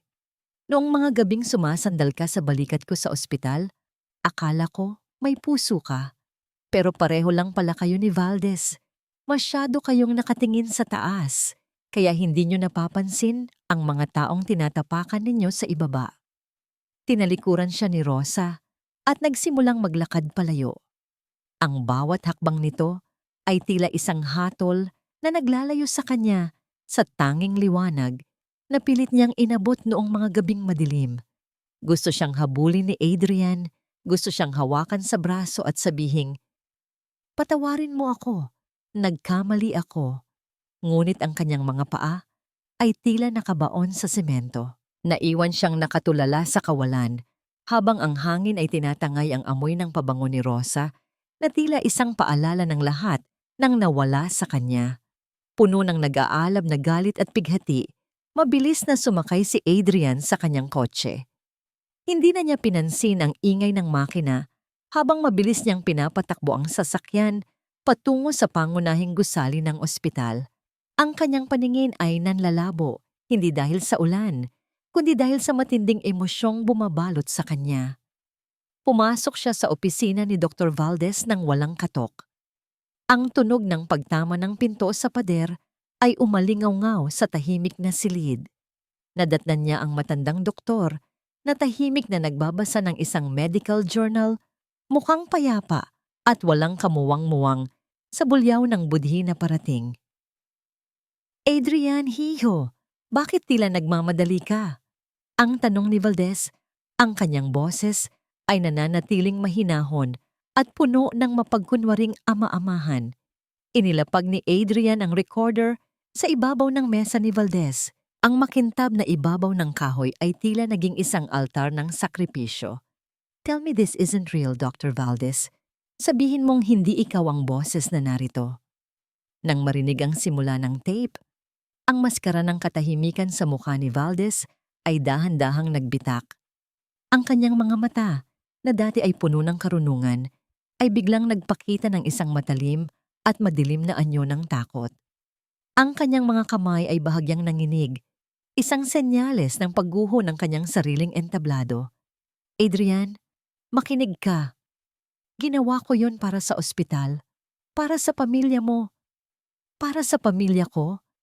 Ang sigaw ni Adrian, ang kanyang boses ay tila isang kulog na yumanig sa buong opisina. Pinatay mo ang dangal ng isang mabuting tao para pagtakpan ang pagkakamali mo habang lasing ka at ginamit mo ako.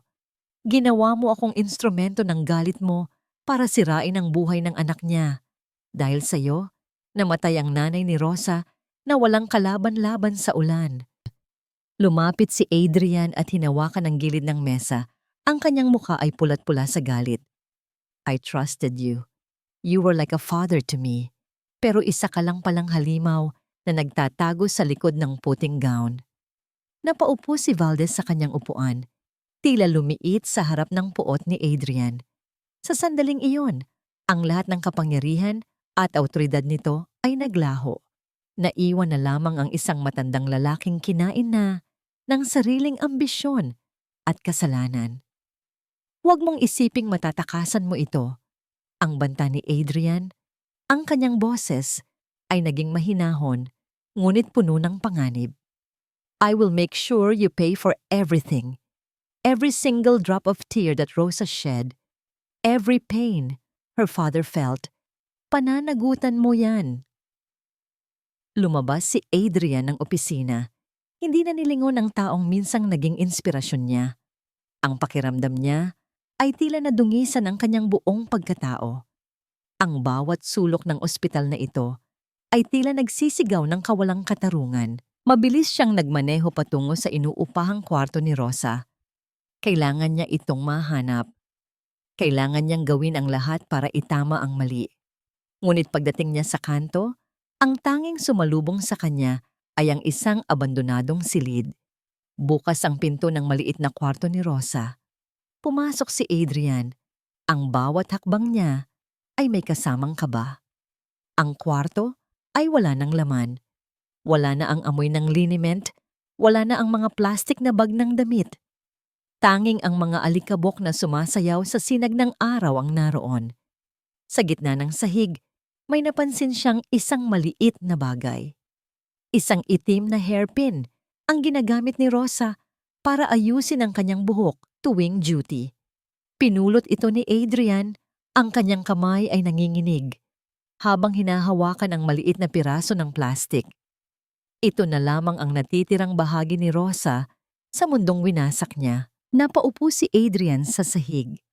Ang kanyang likod ay nakasandal sa pader at sa gitna ng katahimikan ng bakanteng kwarto, ang unang patak ng luha ay bumuhos mula sa kanyang mga mata. Hindi ito luha ng galit, kundi luha ng isang pusong ngayon lamang natutong makiramdam. Ngunit huli na ang lahat. Nasaan ka, Rosa? Ang tanong na paulit-ulit na umuukit sa kanyang isipan.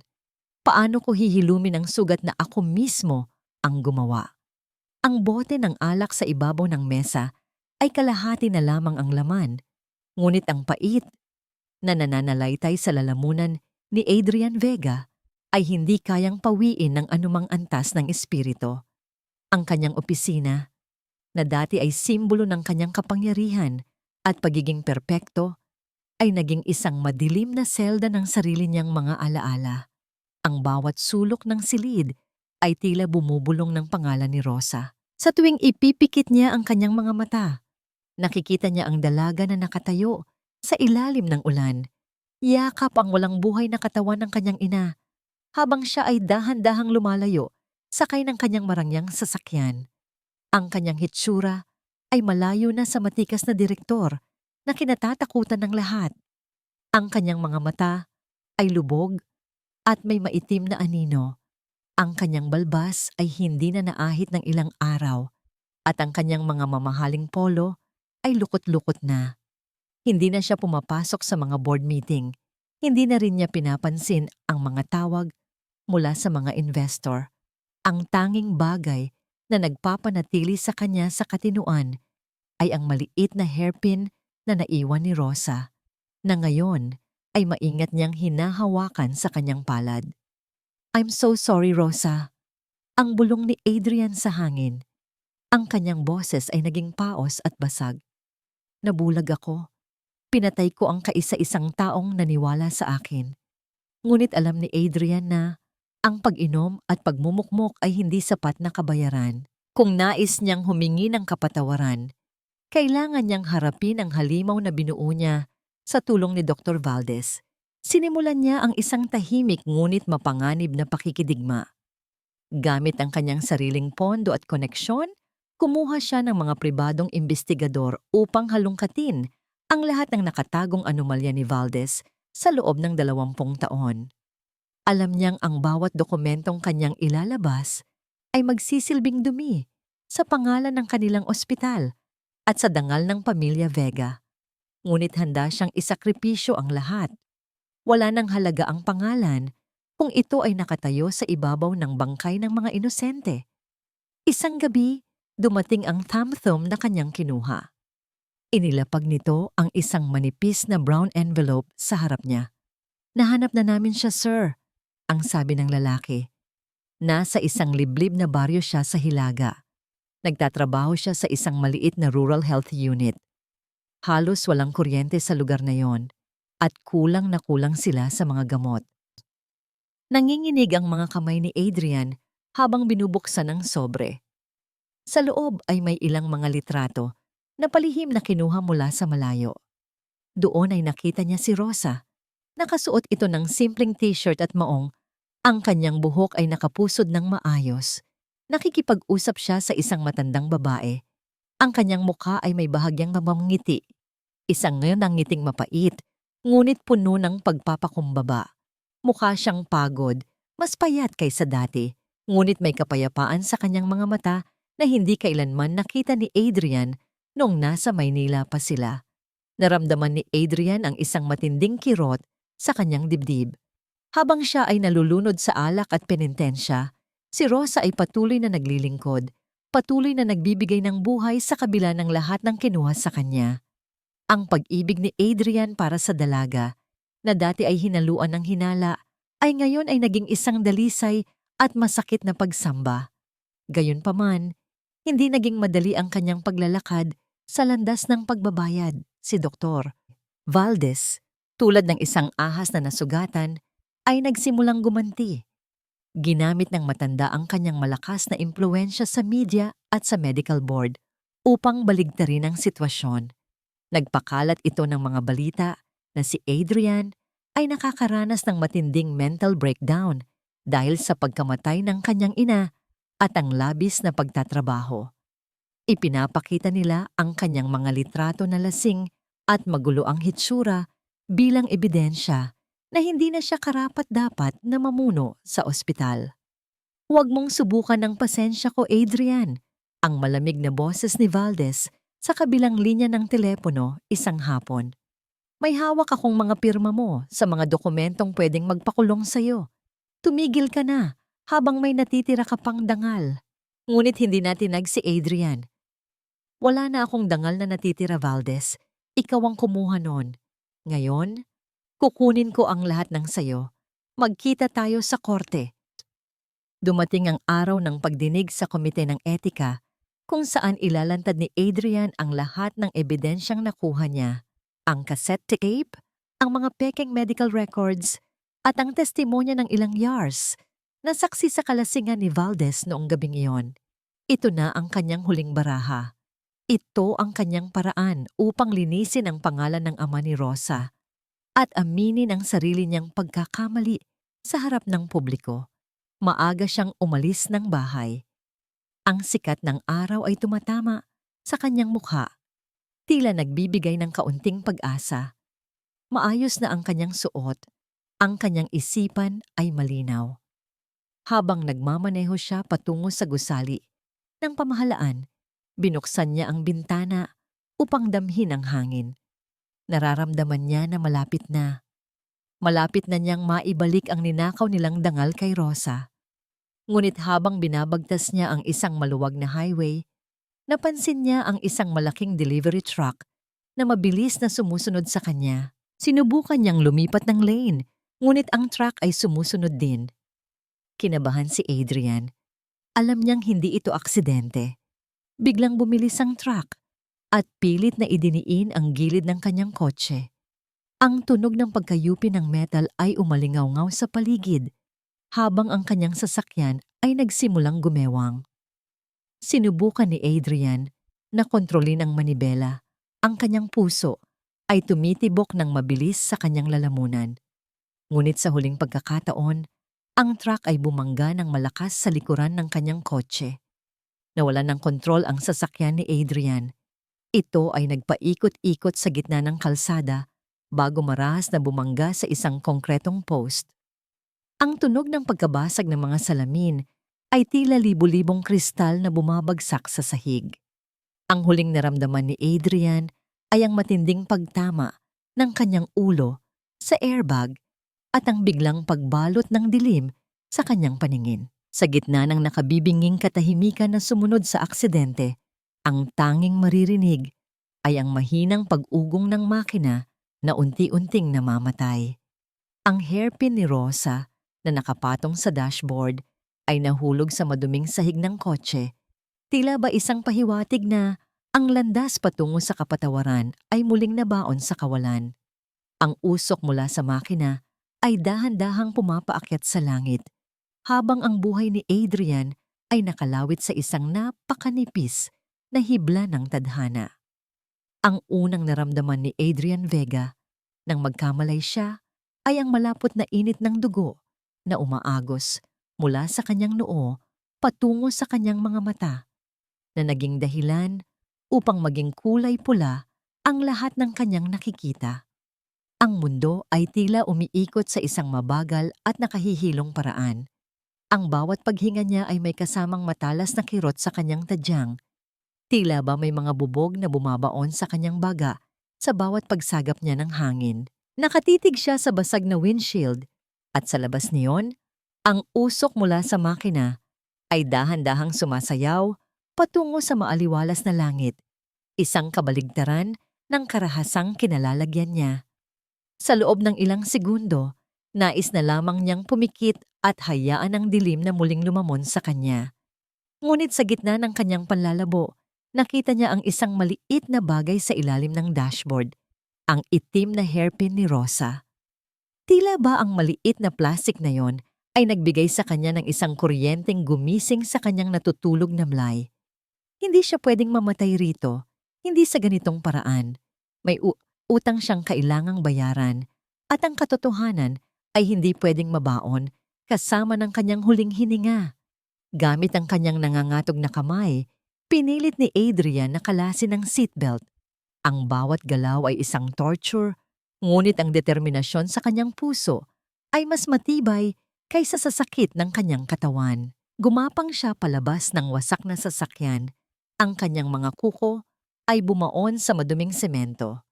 Sa tabi ng kalsada, nakita niya ang brown envelope at ang recorder na tumilapon. Maingat niya itong niyakap sa kanyang dibdib na tila ba ito ang kanyang kaisa-isang kaligtasan. Para sa iyo to, Rosa, bulong niya. Ang boses ay hinaluan ng dugo at ubo. Sa gitna ng highway, isang dumadaang sasakyan ang huminto. Ang driver, na puno ng takot nang makita ang hitsura ni Adrian, ay nag-atubili noong una. Ngunit ang mga mata ni Adrian, ang mga matang puno ng desperasyon at apoy, ang nagtulak sa lalaki upang tulungan siyang makasakay. Sa National Medical Board, pakiusap, bilisan mo. Ang pakiusap ni Adrian bago siya muling lamunin ng bahagyang kawalan ng malay. Samantala, sa loob ng malawak at marangyang hall ng National Medical Board, ang kapaligiran ay balot ng isang formal na katahimikan. Nakaupo sa gitna ng entablado si Dr. Valdez. Ang kanyang mukha ay puno ng huwad na dignidad at kalungkutan. Nakaharap siya sa mga miyembro ng etika at ang bawat salitang lumalabas sa kanyang bibig ay parang matamis na lason na dahan-dahang pumapatay sa reputasyon ni Adrian. Ito ay isang malungkot na araw para sa ating propesyon.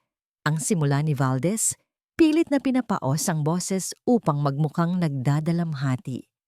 Si Adrian Vega ay itinuring ko ng parang tunay na anak. Ngunit ang pressure ng pamumuno at ang mga trahedya sa kanyang nakaraan ay naging dahilan upang mawala siya sa katinuan. Ang mga paratang niya laban sa akin ay bunga lamang ng isang isipang gulong-gulo at puno ng halusinasyon.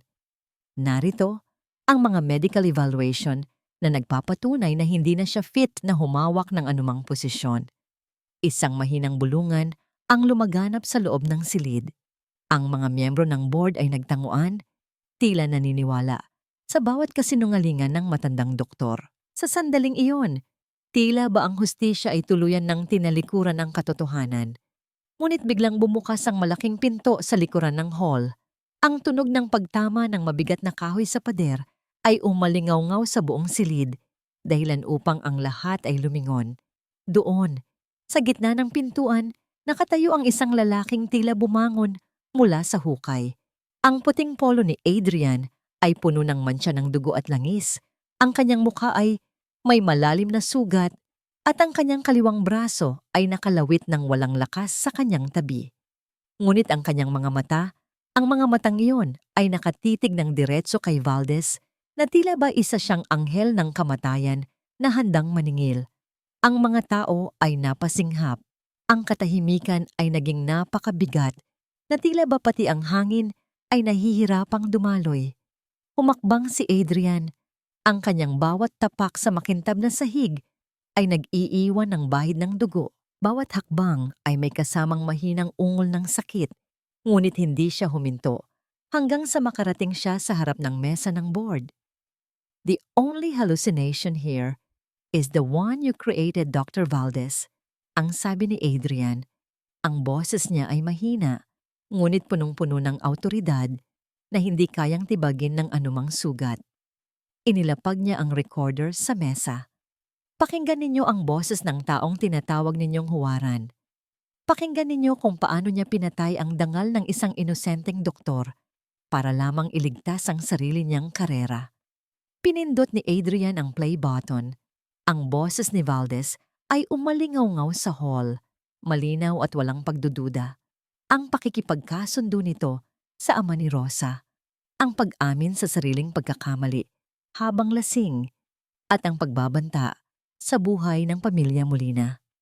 Ang bawat miyembro ng board ay nanigas sa kanilang kinauupuan. Ang mukha ni Valdez, na kanina ay punong-puno ng kumpiyansa, ay unti-unting naging maputla na tila ba isang bangkay. Ang kanyang mga mata ay nanlaki sa takot habang nakatingin sa recorder na tila ba ito ang kanyang sariling hatol. "This is a lie! It's manipulated!"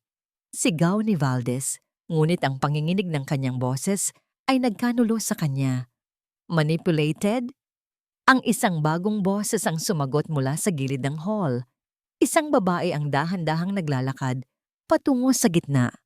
Nakasuot siya ng isang simpleng asul na blusa, ang kanyang mukha ay walang kolorete, at ang kanyang buhok ay nakatali ng maayos. Ngunit ang kanyang presensya ay tila isang daluyong na humahawi sa lahat ng kasinungalingan sa silid. Si Rosa. Nang makita ni Adrian si Rosa, ang kanyang puso ay tila tumigil sa pagtibok. Hindi siya makapaniwalang narito ang dalaga.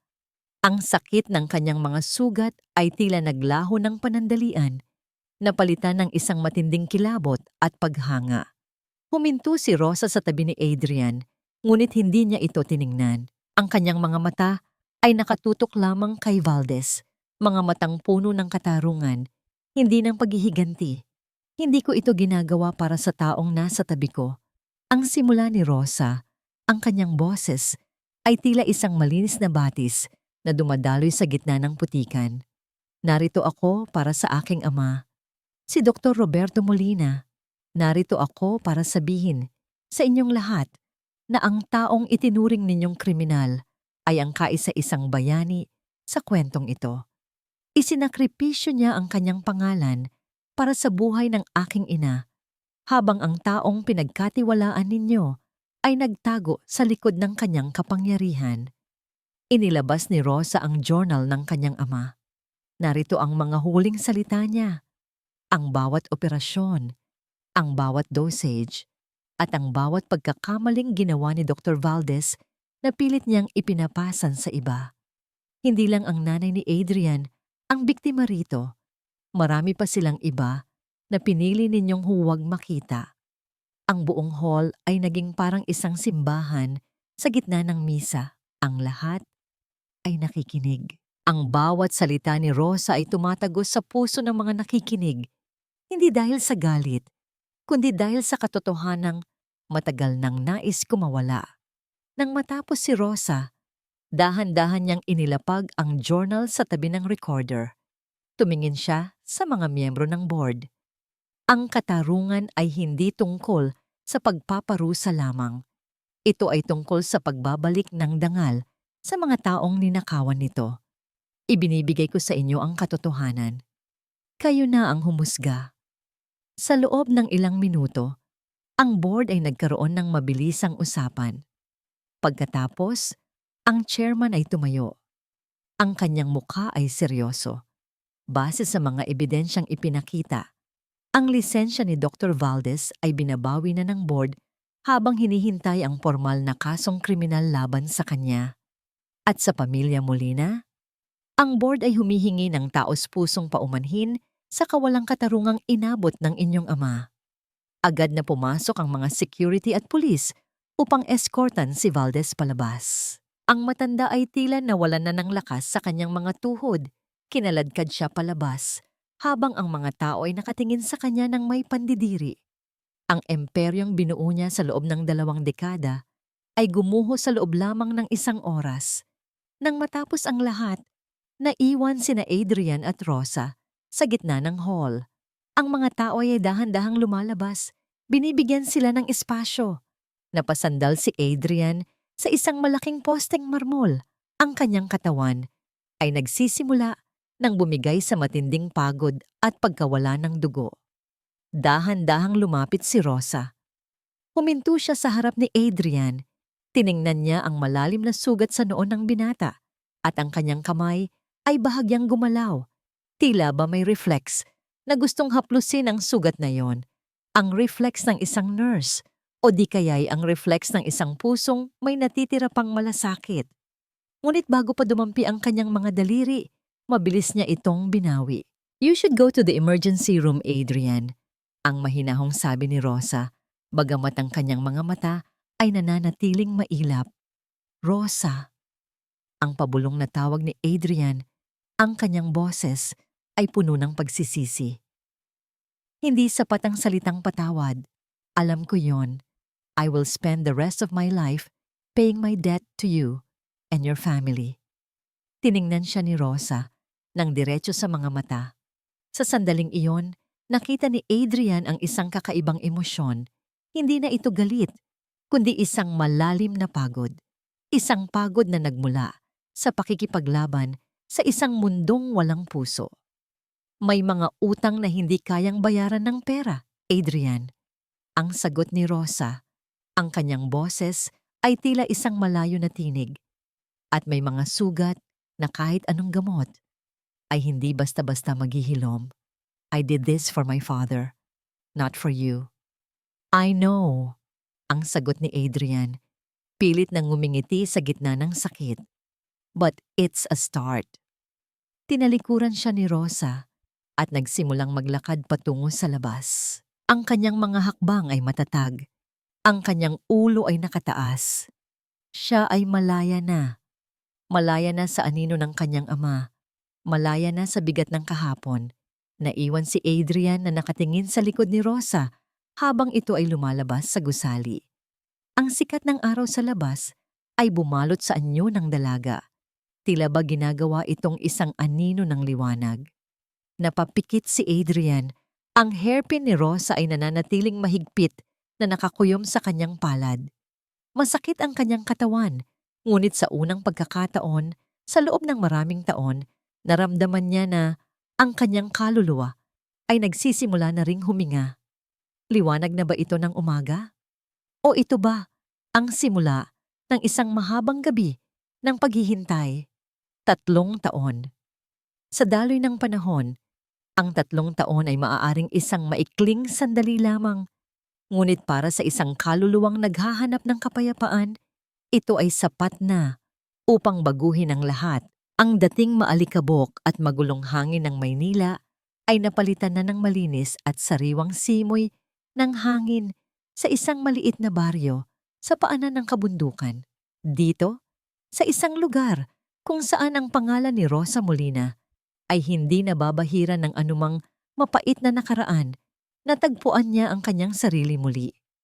Ang kanyang mundo ay hindi na umiikot sa 4 na sulok ng isang emergency room, kundi sa malawak na tanawin ng mga luntiang palayan at sa mga ngiti ng mga simpleng taong tinutulungan niya sa kanilang maliit na rural health unit.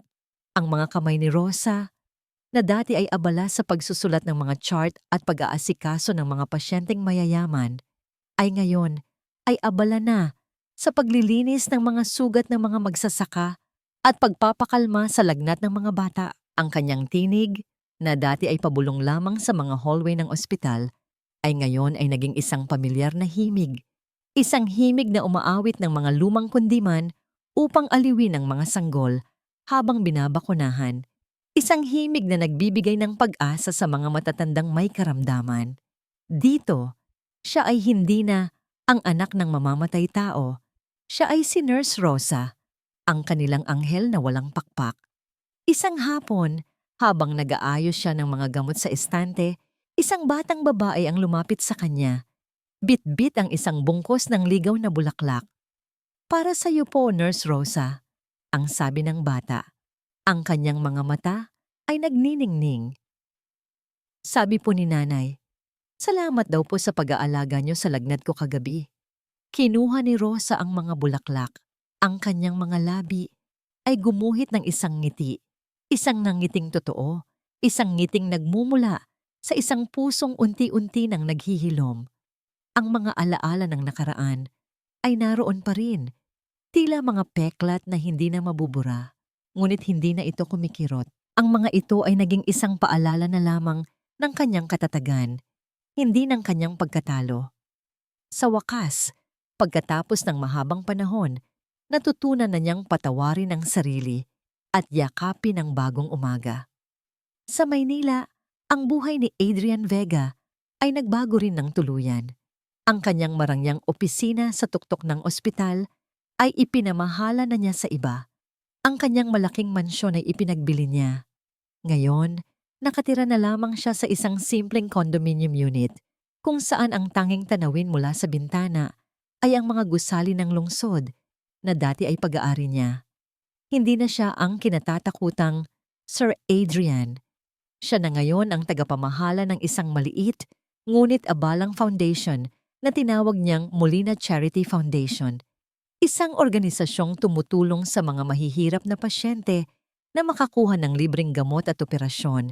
Isang tahimik na pagpupugay sa 2 taong winasak niya ang buhay. Gabi-gabi, bago matulog, may isang ritual si Adrian. Bubuksan niya ang drawer ng kanyang mesa. Sa loob nito ay may isang maliit na kahon.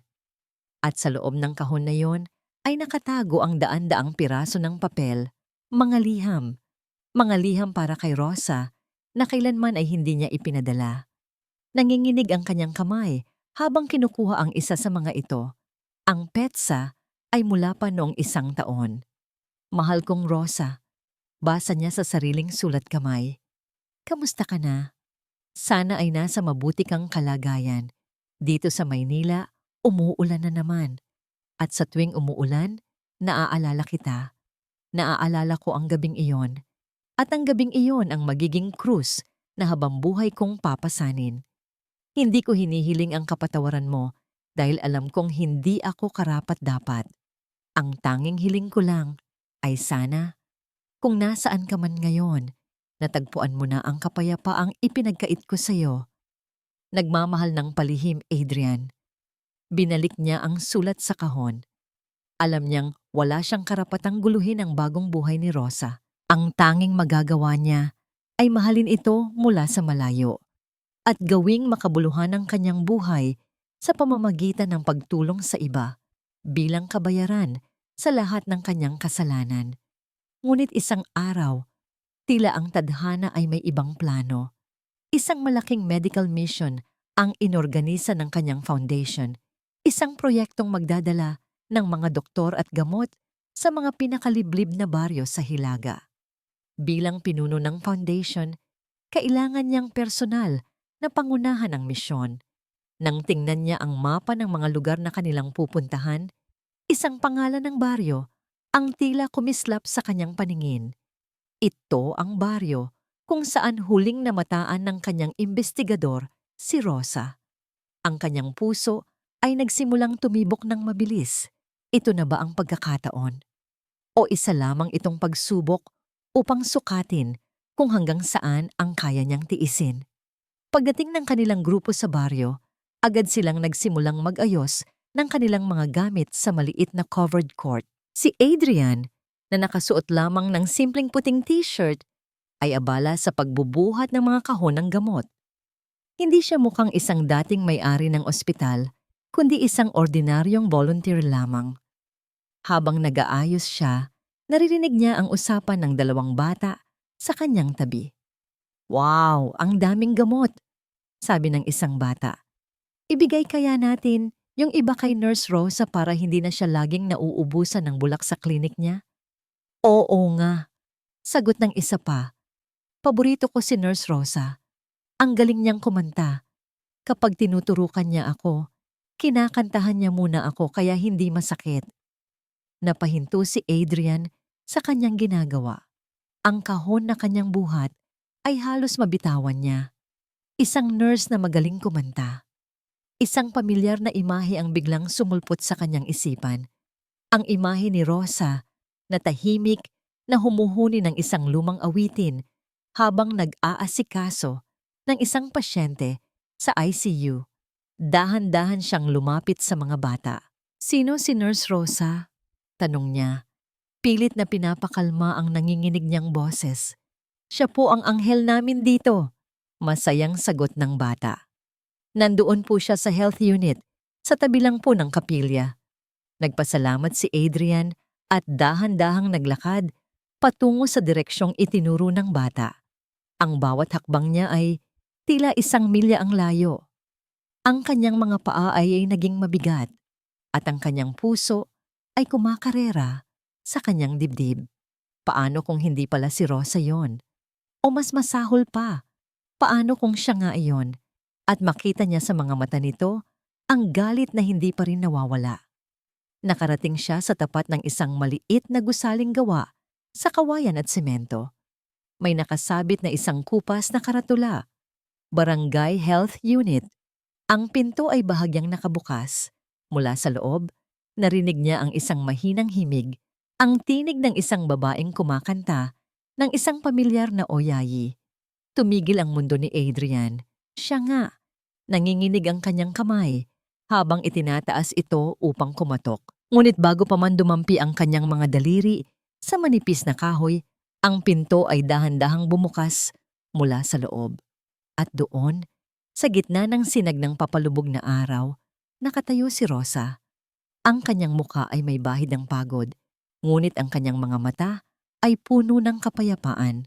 Nang makita niya kung sino ang nasa labas, ang ngiti sa kanyang mga labi ay dahan-dahang nawala, napalitan ng isang ekspresyong hindi mabasa, isang pinaghalong gulat, sakit, at marahil, isang katiting na pag-asa. Ang hangin sa pagitan nila ay napuno ng mga salitang hindi kayang bigkasin, ng mga tanong na matagal nang walang sagot, at ng isang pag-ibig na muling nabuhay sa gitna ng katahimikan. Ang hangin sa pagitan nila ay tila nagyelo.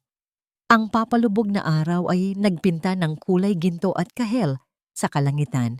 Ngunit para kina Adrian at Rosa, ang tanging kulay na kanilang nakikita ay ang nasa mga mata ng isa't isa. Ang bawat segundo ay tila isang batong bumabagsak sa isang malalim na balon ng katahimikan. At sa ilalim ng balong iyon ay naroon ang 3 taon ng pighati, pangungulila at mga salitang hindi kailanman nasabi. Si Adrian, ang lalaking dati ay tila kayang kontrolin ang mundo sa isang pitik lamang ng kanyang mga daliri, ay ngayon ay nakatayo sa harap ni Rosa na tila isang batang nawawala.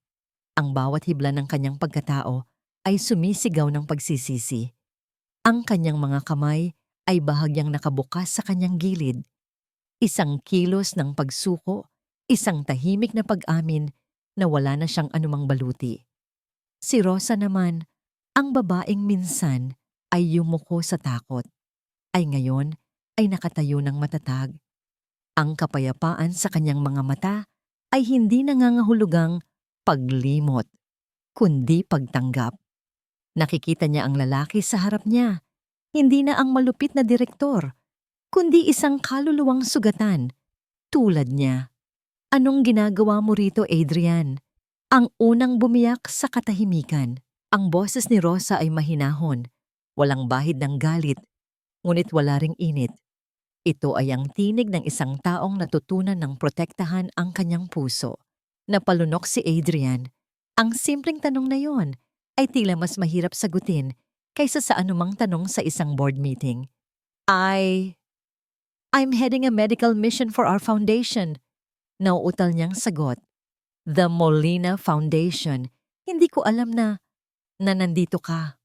Isang bahagyang pagbabago ang gumuhit sa mukha ni Rosa nang marinig ang pangalan ng foundation. Isang mabilis na kislap ng gulat na agad ding napalitan ng pamilyar na maskara ng pagiging kalmado. Tumango lamang siya. Maraming nangangailangan ng tulong dito. Ang pag-uusap ay tila isang sayaw sa ibabaw ng mga bubog. Ang bawat salita ay maingat na pinipili. Ang bawat hakbang ay puno ng pag-iingat upang hindi matapakan ang mga sugat na hindi pa ganap na naghihilom. Isang matandang babae ang lumabas mula sa likod ng health unit. Nurse Rosa, Ija, sino yang bisita mo? Mukhang pagod na pagod. Pumasok muna kayo at magkape. Napatingin si Rosa kay Adrian. Nakita niya ang pagod sa mga mata nito, ang alikabok ng mahabang biyahe sa damit nito. Ang nurse sa kanyang kalooban ay nanaig. Huminga siya ng malalim. Sige po, Nanay Pining. Halika, Adrian. Pumasok ka muna. Ang loob ng health unit ay simple lamang. May 2 papag na kawayan, isang lumang mesa, at isang estanteng puno ng mga bote ng gamot. Ngunit malinis ito at may amoy ng pinakuluang dahon ng bayabas. Naupo si Adrian sa isang maliit na bangkong kahoy habang si Rosa ay nagtitimpla ng kape. Ang tunog ng kutsarang humahalo sa tasa ay ang tanging maririnig sa pagitan nila. Pinanood ni Adrian ang bawat galaw ni Rosa. Ang paraan ng pagbuhos niya ng mainit na tubig, ang paraan ng pag-ayos niya ng kanyang buhok, lahat ay pamilyar, lahat ay masakit na paalala ng mga bagay na sinayang niya. Okay ka lang ba talaga? Tanong ni Adrian, ang kanyang boses ay halos pabulong na. Inilapag ni Rosa ang tasa ng kape sa harap niya. 3 taon na ang nakalipas, Adrian. Marami nang nagbago. Hindi na sila muling nag-usap habang iniinom ang kape. Ngunit sa katahimikang yon, nagsimulang magsalita ang kanilang mga puso. Naramdaman ni Rosa ang bigat ng pagsisisi ni Adrian at naramdaman naman ni Adrian ang lalim ng kapayapaang natagpuan ni Rosa. Kinabukasan, habang abala ang lahat sa medical mission, napansin ni Adrian ang isang butas sa bubong ng health unit. Ang yero ay kinakalawang na at anumang oras ay bibigay na sa malakas na ulan. Sa halip na utusan ng kanyang mga tauhan, si Adrian mismo ang kumuha ng martilyo at pako mula sa kanilang gamit. Nagulat ang mga taga-baryo nang makita ang lalaking mukhang mayaman na umaakyat sa bubong. Mula sa bintana ng health unit, tahimik na pinanood ni Rosa si Adrian. Ang bawat pukpok ng martilyo ay tila isang mensahe. Ang bawat butil ng pawis na tumutulo mula sa noo ni Adrian ay tila isang uri ng penitensya. Hindi niya ito ginagawa upang magpakitang gilas. Ginagawa niya ito dahil ito ang tama. Dahil ito ang kailangan. Sa ilalim ng sikat ng araw, nakita ni Rosa ang isang Adrian na hindi niya kailanman nakilala. Isang Adrian na handang magpakumbaba. Isang Adrian na handang magpagod para sa iba. At sa sandaling iyon, naramdaman niya na ang huling piraso ng yelo sa kanyang puso ay nagsimula ng matunaw. Gabi na nang matapos si Adrian. Ang buong baryo ay nagtipon sa labas, nagpasalamat sa kanya. Naghanda sila ng isang simpleng salo-salo sa ilalim ng mga bituin. Naglatag sila ng banig sa damuhan at nagsindi ng maliit na apoy upang itaboy ang mga lamok. Naupo sina Adrian at Rosa sa isang tabi, bahagyang malayo sa karamihan. Ang distansya sa pagitan nila ay halos isang dangkal lamang, ngunit ang agwat na yon ay tila isang malawak na karagatan ng mga alaala. Bakit? Ang tanong ni Rosa. Ang kanyang mga mata ay nakatitig sa naglalarong apoy. Bakit ano? Sagot ni Adrian. Bakit mo ginawa yon? Ang pag-aayos ng bubong, ang foundation. Bakit? Huminga ng malalim si Adrian. Ito na ang sandaling matagal na niyang hinihintay at kinatatakutan. Dahil may utang ako, Rosa. Isang utang na hindi ko kayang bayaran. Pero susubukan kong pagbayaran habang nabubuhay ako. Tiningnan niya si Rosa. Ang kanyang mga mata ay naging isang bukas na libro ng pagsisisi. Alam mo ba? Gabi-gabi sa loob ng 3 taon, nagsusulat ako ng liham para sa'yo. Hindi ko ipinadala ang mga iyon dahil alam kong wala akong karapatan. Sa bawat liham na yon, humihingi ako ng tawad. Pero alam kong walang halaga ang mga salita kung walang gawa. Kinuha niya ang kamay ni Rosa. Ang balat nito ay magaspang na dahil sa trabaho. Ngunit para kay Adrian, ito ang pinakamalambot na bagay sa mundo. Hindi ko inaasahang patatawarin mo ako, Rosa. Ang tanging gusto ko lang ay malaman mo na ang Adrian na nakilala mo noon, patay na. At ang Adrian nakaharap mo ngayon. Gagawin ang lahat para maging karapat-dapat sa hangin na hinihinga niya, sa hangin na ipinagkait ko sa nanay mo. Isang luha ang pumatak mula sa mata ni Rosa. Hindi ito luha ng galit o pait. Ito ay luha ng paglaya. Dahan-dahan niyang hinawakan ang kamay ni Adrian. Salamat, bulong niya. Nagulat si Adrian. Para saan? Salamat at hindi mo kinalimutan ang pangako mo sa mga mahihirap, sagot ni Rosa. At sa unang pagkakataon, sa loob ng 3 taon, isang maliit at totoong nangiti ang sumilay sa kanyang mga labi. Ang apoy ay patuloy na nagliliyab, nagbibigay ng init sa malamig na gabi. Ang mga bituin sa langit ay tila mas nagniningning. Sa sandaling iyon, sa gitna ng isang simpleng baryo, 2 pusong minsan nang nawasak ay nagsimulang muling mabuo. Kailangan na naming umalis bukas ng umaga. Mahinang sabi ni Adrian, ayaw pang putulin ang sandali. Hindi sumagot si Rosa. Pwede ba akong manatili kahit isang araw pa? Tanong ni Adrian. Ang kanyang boses ay puno ng pag-asa at takot. Tumingin si Rosa sa malayo, sa kabundukang natutulog sa ilalim ng buwan. Ang hangin ay dahan-dahang humaplos sa kanilang mga mukha. Pagkatapos ng isang mahabang katahimikan na tila walang hanggan, dahan-dahan siyang tumango. 5 taon.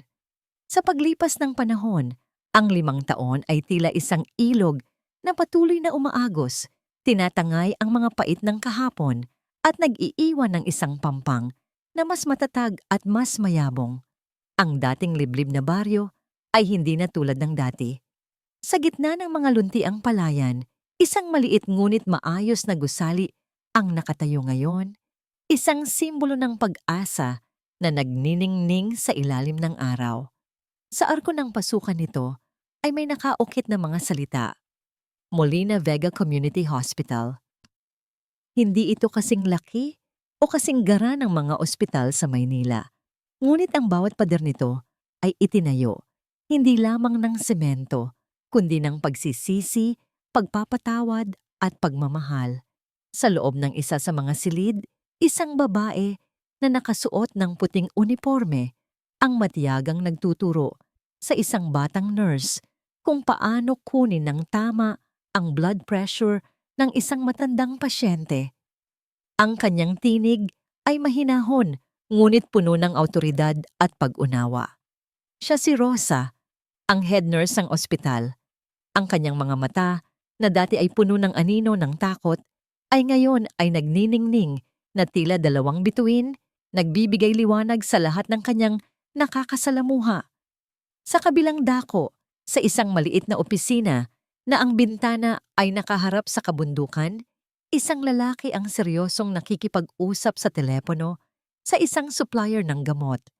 Hindi na siya nakasuot ng mamahaling suit, kundi isang simpleng polo shirt lamang. Ang kanyang boses, na dati ay naguutos, ay ngayon ay nakikiusap.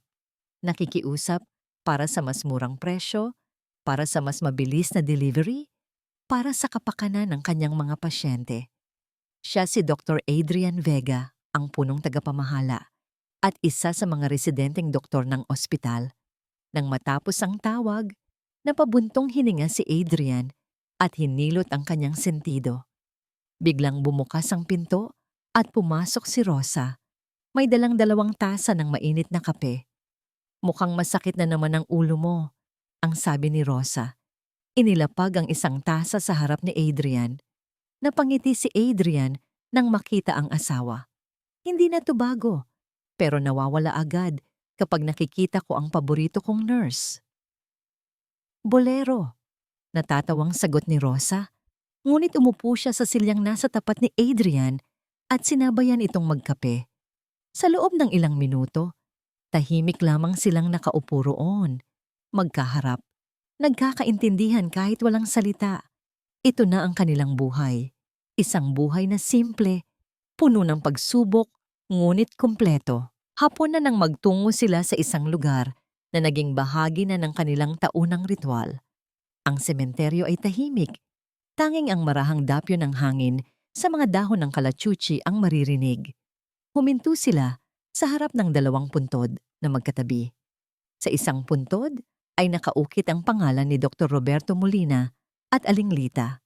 Sa kabilang banda, ang pangalan ng ina ni Adrian.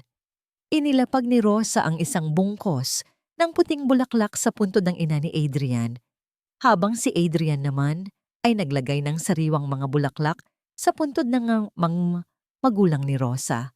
Lumuhod si Adrian sa harap ng puntod ni na Mang Roberto at Aling Lita. Hinaplos niya ang malamig na marmol. "Tay! Nay!" Bulong niya. Ang kanyang boses ay puno ng respeto. "Salamat po. Salamat po sa pagpapahiram ninyo sa akin sa inyong anak. Pangako po, aalagaan ko siya habang buhay. Sana po, kung nasaan man kayo ngayon, napatawad niyo na ako." Tumingin naman si Rosa sa puntod ng ina ni Adrian. "Tita, sana po masaya na kayo sa kinaroroonan ninyo. Ang anak niyo po, isa na siyang mabuting tao.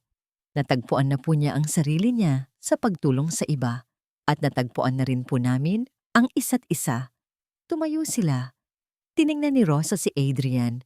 Nakita niya sa mga mata nito ang isang malalim na kapayapaan na wala roon noon. "Matagal na kitang pinatawad, Adrian," mahinang sabi ni Rosa.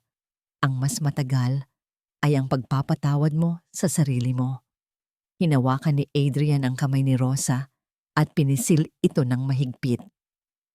"Dahil sa'yo, natutunan ko. Natutunan kong ang tunay na lakas ay hindi na sa kapangyarihan o sa yaman, kundi sa kakayahang umamin sa pagkakamali at bumangon mula rito." Sa paglubog ng araw, nilisan nila ang sementeryo, magkahawak kamay, ang kanilang mga anino ay nagiging isa sa ginintuang liwanag. Ang mga tanong na minsan ay bumabagabag sa kanila ay mayroon ng mga sagot. Napatawad na ba nila? Oo. Hindi lamang ang isa't isa, kundi pati na rin ang kanilang mga sarili. Ang pagpapatawad, natutunan nila, ay hindi isang beses na desisyon, kundi isang araw-araw na pagpili. Ang pagpiling bitawan ang bigat ng kahapon upang mayakap ang gaan ng kasalukuyan. Natagpuan na ba nila ang kapayapaan? Higit pa sa kapayapaan, natagpuan nila ang kabuluhan.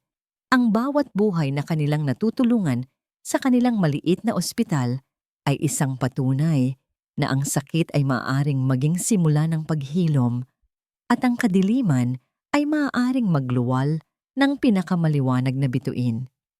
Ang kanilang kapayapaan ay hindi na isang tahimik na lawa, kundi isang umaagos na ilog ng paglilingkod. At ano ang aral na kanilang iiwan? Ang aral ay simple ngunit malalim. Ang buhay ay puno ng mga sugat at mga pagkakamali. May mga pagkakataong tayo ang nasasaktan at may mga pagkakataong tayo ang nakakasakit. Ngunit ang sukat ng isang tao ay hindi nakikita sa kung paano siya bumagsak, kundi sa kung paano siya muling tumayo. Hindi para sa sarili lamang, kundi para sa mga taong kanyang minamahal. Gabi na nang makauwi sila sa kanilang simpleng bahay na nasa likod lamang ng ospital. Ang hangin ay malamig at ang langit ay puno ng mga bituin na tila mga diamanteng ikinalat sa itim na tela. Umupo sila sa maliit na beranda, magkatabi sa isang upuang gawa sa yantok, nakatanaw sa tahimik na paligid. Ipinatong ni Rosa ang kanyang ulo sa balikat ni Adrian. Tulad ng ginawa ni Adrian sa kanya noong gabing iyon sa ospital, maraming taon na ang nakalilipas. Ngunit sa pagkakataong ito, wala nang takot, wala nang pag-aalinlangan, tanging pagmamahal na lamang na pinatatag ng panahon. "Mahal kita, Rosa," bulong ni Adrian. Ang kanyang mga labi ay marahang dumampi sa buhok ni Rosa. "Mahal din kita, Adrian," sagot ni Rosa, ipinikit ang kanyang mga mata. Sa huli, pag-ibig pa rin pala ang mananaig. Sa ilalim ng tahimik na kalangitan, sa isang sulok ng mundo na naging saksi sa kanilang pagbagsak at muling pagbangon, natagpuan ni na Adrian at Rosa ang kanilang katapusan. Isang katapusang hindi perpekto, ngunit totoo.